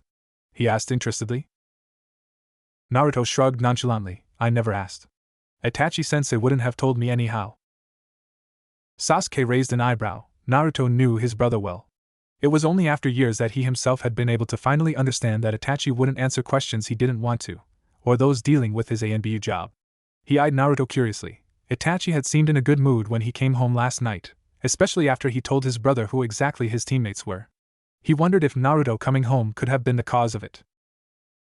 Sasuke shrugged away his thoughts and sighed tiredly before he sat down at the bottom of the tree Raiden was still hiding in, closing his eyes. Sakura crouched down nearby and, with a shrug, Naruto leapt into a low tree branch overhanging the two. Soon all of them were dozing, trying to make the time pass by quickly. The sun rose higher in the sky and there was still no sign of Kakashi. Sasuke and Sakura were both half asleep. Although Naruto thought he kept hearing mumbled threats at their sensei from Sakura, he sighed, shifting on his branch and casting a look up at Raiden. The Jounin just laughed silently. He was all too used to Kakashi's tardy ways. Finally, a poof echoed across the training ground and Kakashi stood there, his head in his orange book as usual, and a hand held up in a wave. "Yo," he crowed out. "How are my little minions this fine morning?" "You're late," Sakura screeched, flinging herself to her feet with a finger pointing at Kakashi accusingly. Naruto winced and covered his ears. The girl had a set of lungs on her, for sure. Kakashi looked around and then pointed at himself as if to say, "Who, me?" making Naruto stifle a snort, and Raiden laughed quietly above them all. Sasuke cracked open an eye and glared at his tardy sensei with the Uchiha death glare of doom. Kakashi, however, didn't seem to be affected. Kakashi rubbed the back of his head awkwardly. "Well, you see, there was this little chipmunk, such a cute thing too. And it got lost from his mother. Well, being the upstanding citizen I am, I had to help the chipmunk find his mommy, but first I had to track her down. And after that there was this kitten stuck in a tree." "Kami, Kakashi, you suck at excuses." Raiden swung down from his tree branch easily, grinning slightly. "We can all tell you're bullshitting. Next time try to think of something that might have possibly happened instead. Ah, Raiden. You came to watch then? Kakashi asked with an eye smile, ignoring his friend's advice. Who's this? Sasuke interrupted, his black eyes narrowing in on Raiden. To the man's credit, he didn't even so much as fidget. Not many people could stand the Uchiha death glare of doom, even when it wasn't perfected yet. Tanaka Raiden that Gaki's, he pointed a finger at Naruto, guardian. Sasuke and Sakura both looked surprised. They had both heard Naruto mention a guardian earlier in his conversation with Sasuke, but it was still a shock to meet him in person. They could see where Naruto got some of his attitude from now. Anyhow, I believe the ducklings have a test to complete, do they not? Kakashi said, clapping his hands together. The three looked at him in disbelief, but the Jounin ignored them. What was it I wanted you to do again? Yes. You need to get these. He held up a hand with 2 silver bells dangling between his fingers, before the test ends at 2 o'clock. If you get a bell, then you pass. Why are there only 2 bells when there are 3 of us, sensei? Sakura asked curiously. Well, the person who doesn't get a bell will get sent back to the academy, Kakashi answered cheerfully. Naruto's head snapped up and he stared at Kakashi for a long moment, ignoring Sakura's wails and Sasuke's sharp intake of breath. Then he just smiled and nodded. There was something more to this, he could tell, but he would need more time to figure it out. Kakashi smiled at his students. You need to come at me with killer intent to get them, he said calmly. He glanced over at Raiden, who nodded and moved back to the tree he had slept in the night before, watching the drama interestedly. But we could kill you, sensei, Sakura cried out agitatedly. Naruto snorted. You must be very arrogant, Haruno, to think you could harm a Jounin who's been doing this for longer than you've been alive. You couldn't scratch him if you went at with all the killer intent in the world. Kakashi smiled at him. Defending me, Naruto-kun? How very flattering. The blonde stared at him flatly before saying in a monotone, Don't make me smack you, Kaka-sensei. And no, that wasn't an invitation, you pervert. Naruto grumbled under his breath. Sasuke watched the two with bemusement, while Sakura just glared hotly, her face flushed. Kakashi raised his hands in an I surrender sign and then turned to his other 2 students. You should remember Blondie's words. The test starts in 3, 2, 1. 2 blurs passed by Kakashi as his students hid. The Jounin nodded with approval. Their hiding spots were good for beginners at least. He looked up and nearly fell over when he saw Naruto still standing in the same spot, a puzzled frown on his face. Kakashi-sensei, he said seriously. There's something you're not telling us. Kakashi wasn't surprised Naruto was the first to figure it out. The boy was an Uzumaki, and they could spot a lie a mile off, with or without their eyes. However, Naruto had to figure it out this little test himself. If he didn't, then the lesson would be useless. So Kakashi just smiled and said cheerfully, Now why would I do that, Naruto? Does this look like the face of someone who would lie to his own, dear little students? He pointed at his masked face. Naruto snorted. That would be a better line if I could see your face, sensei, he said acidly. Then with a shrug and a sigh he disappeared from sight. Kakashi frowned when he realized he could only barely sense the blonde, but shrugged. The brat had had a lot of training, it was only natural he would be somewhat better than his teammates. Kakashi ducked when he sensed a barrage of kunai and shuriken flung at his head, and swirled to meet a high kick from Sasuke. The kid was good, he could acknowledge that. Good enough for him to not have time to pull out his book and to fight a little more seriously. However, Sasuke was still an amateur. He didn't have a chance against someone as battle-trained as Kakashi. Soon the Uchiha was buried neck up in dirt, glaring for all he was worth and squirming violently. Looks like you'll like them after all, any Sasuke-kun? Kakashi said, crouching down so he was closer to the boy's eye level. Honestly, he was reminded too much of himself when he looked at the Uchiha. He would have to go to the stone today and pray for forgiveness from Minato's soul. He didn't know what his sensei could have stood having such arrogance on his team.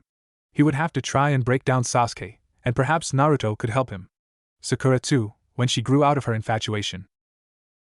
Kakashi started walking to where he could sense Sakura, pulling out his book as he went. Naruto's faint presence was following him, but Kakashi didn't mind.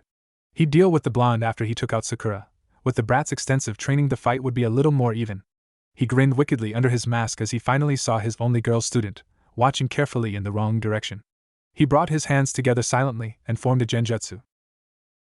In the years to come he would still say that the genjutsu of Sasuke had to be one of his best. It wasn't a complicated one, but the result was oh so satisfying. He'd never seen a girl faint so fast before.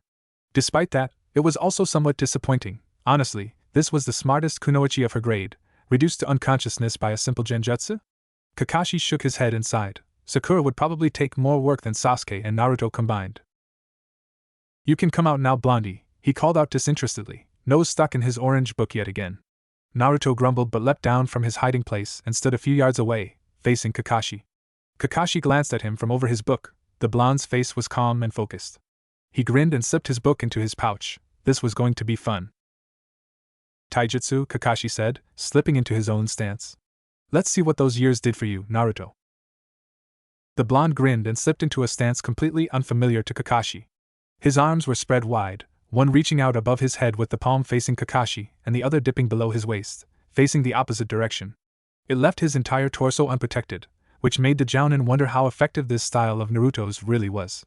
Shrugging, he waited for the blonde to make the first move. With a speed that was hardly natural for a genin, Naruto rushed at him, upward arm sweeping down to take a punch at him. Kakashi blocked it, but frowned when the other arm came rushing upwards. He jumped away quickly, but Naruto just followed, his movements fluid and fast. Soon the two were locked in a taijutsu match.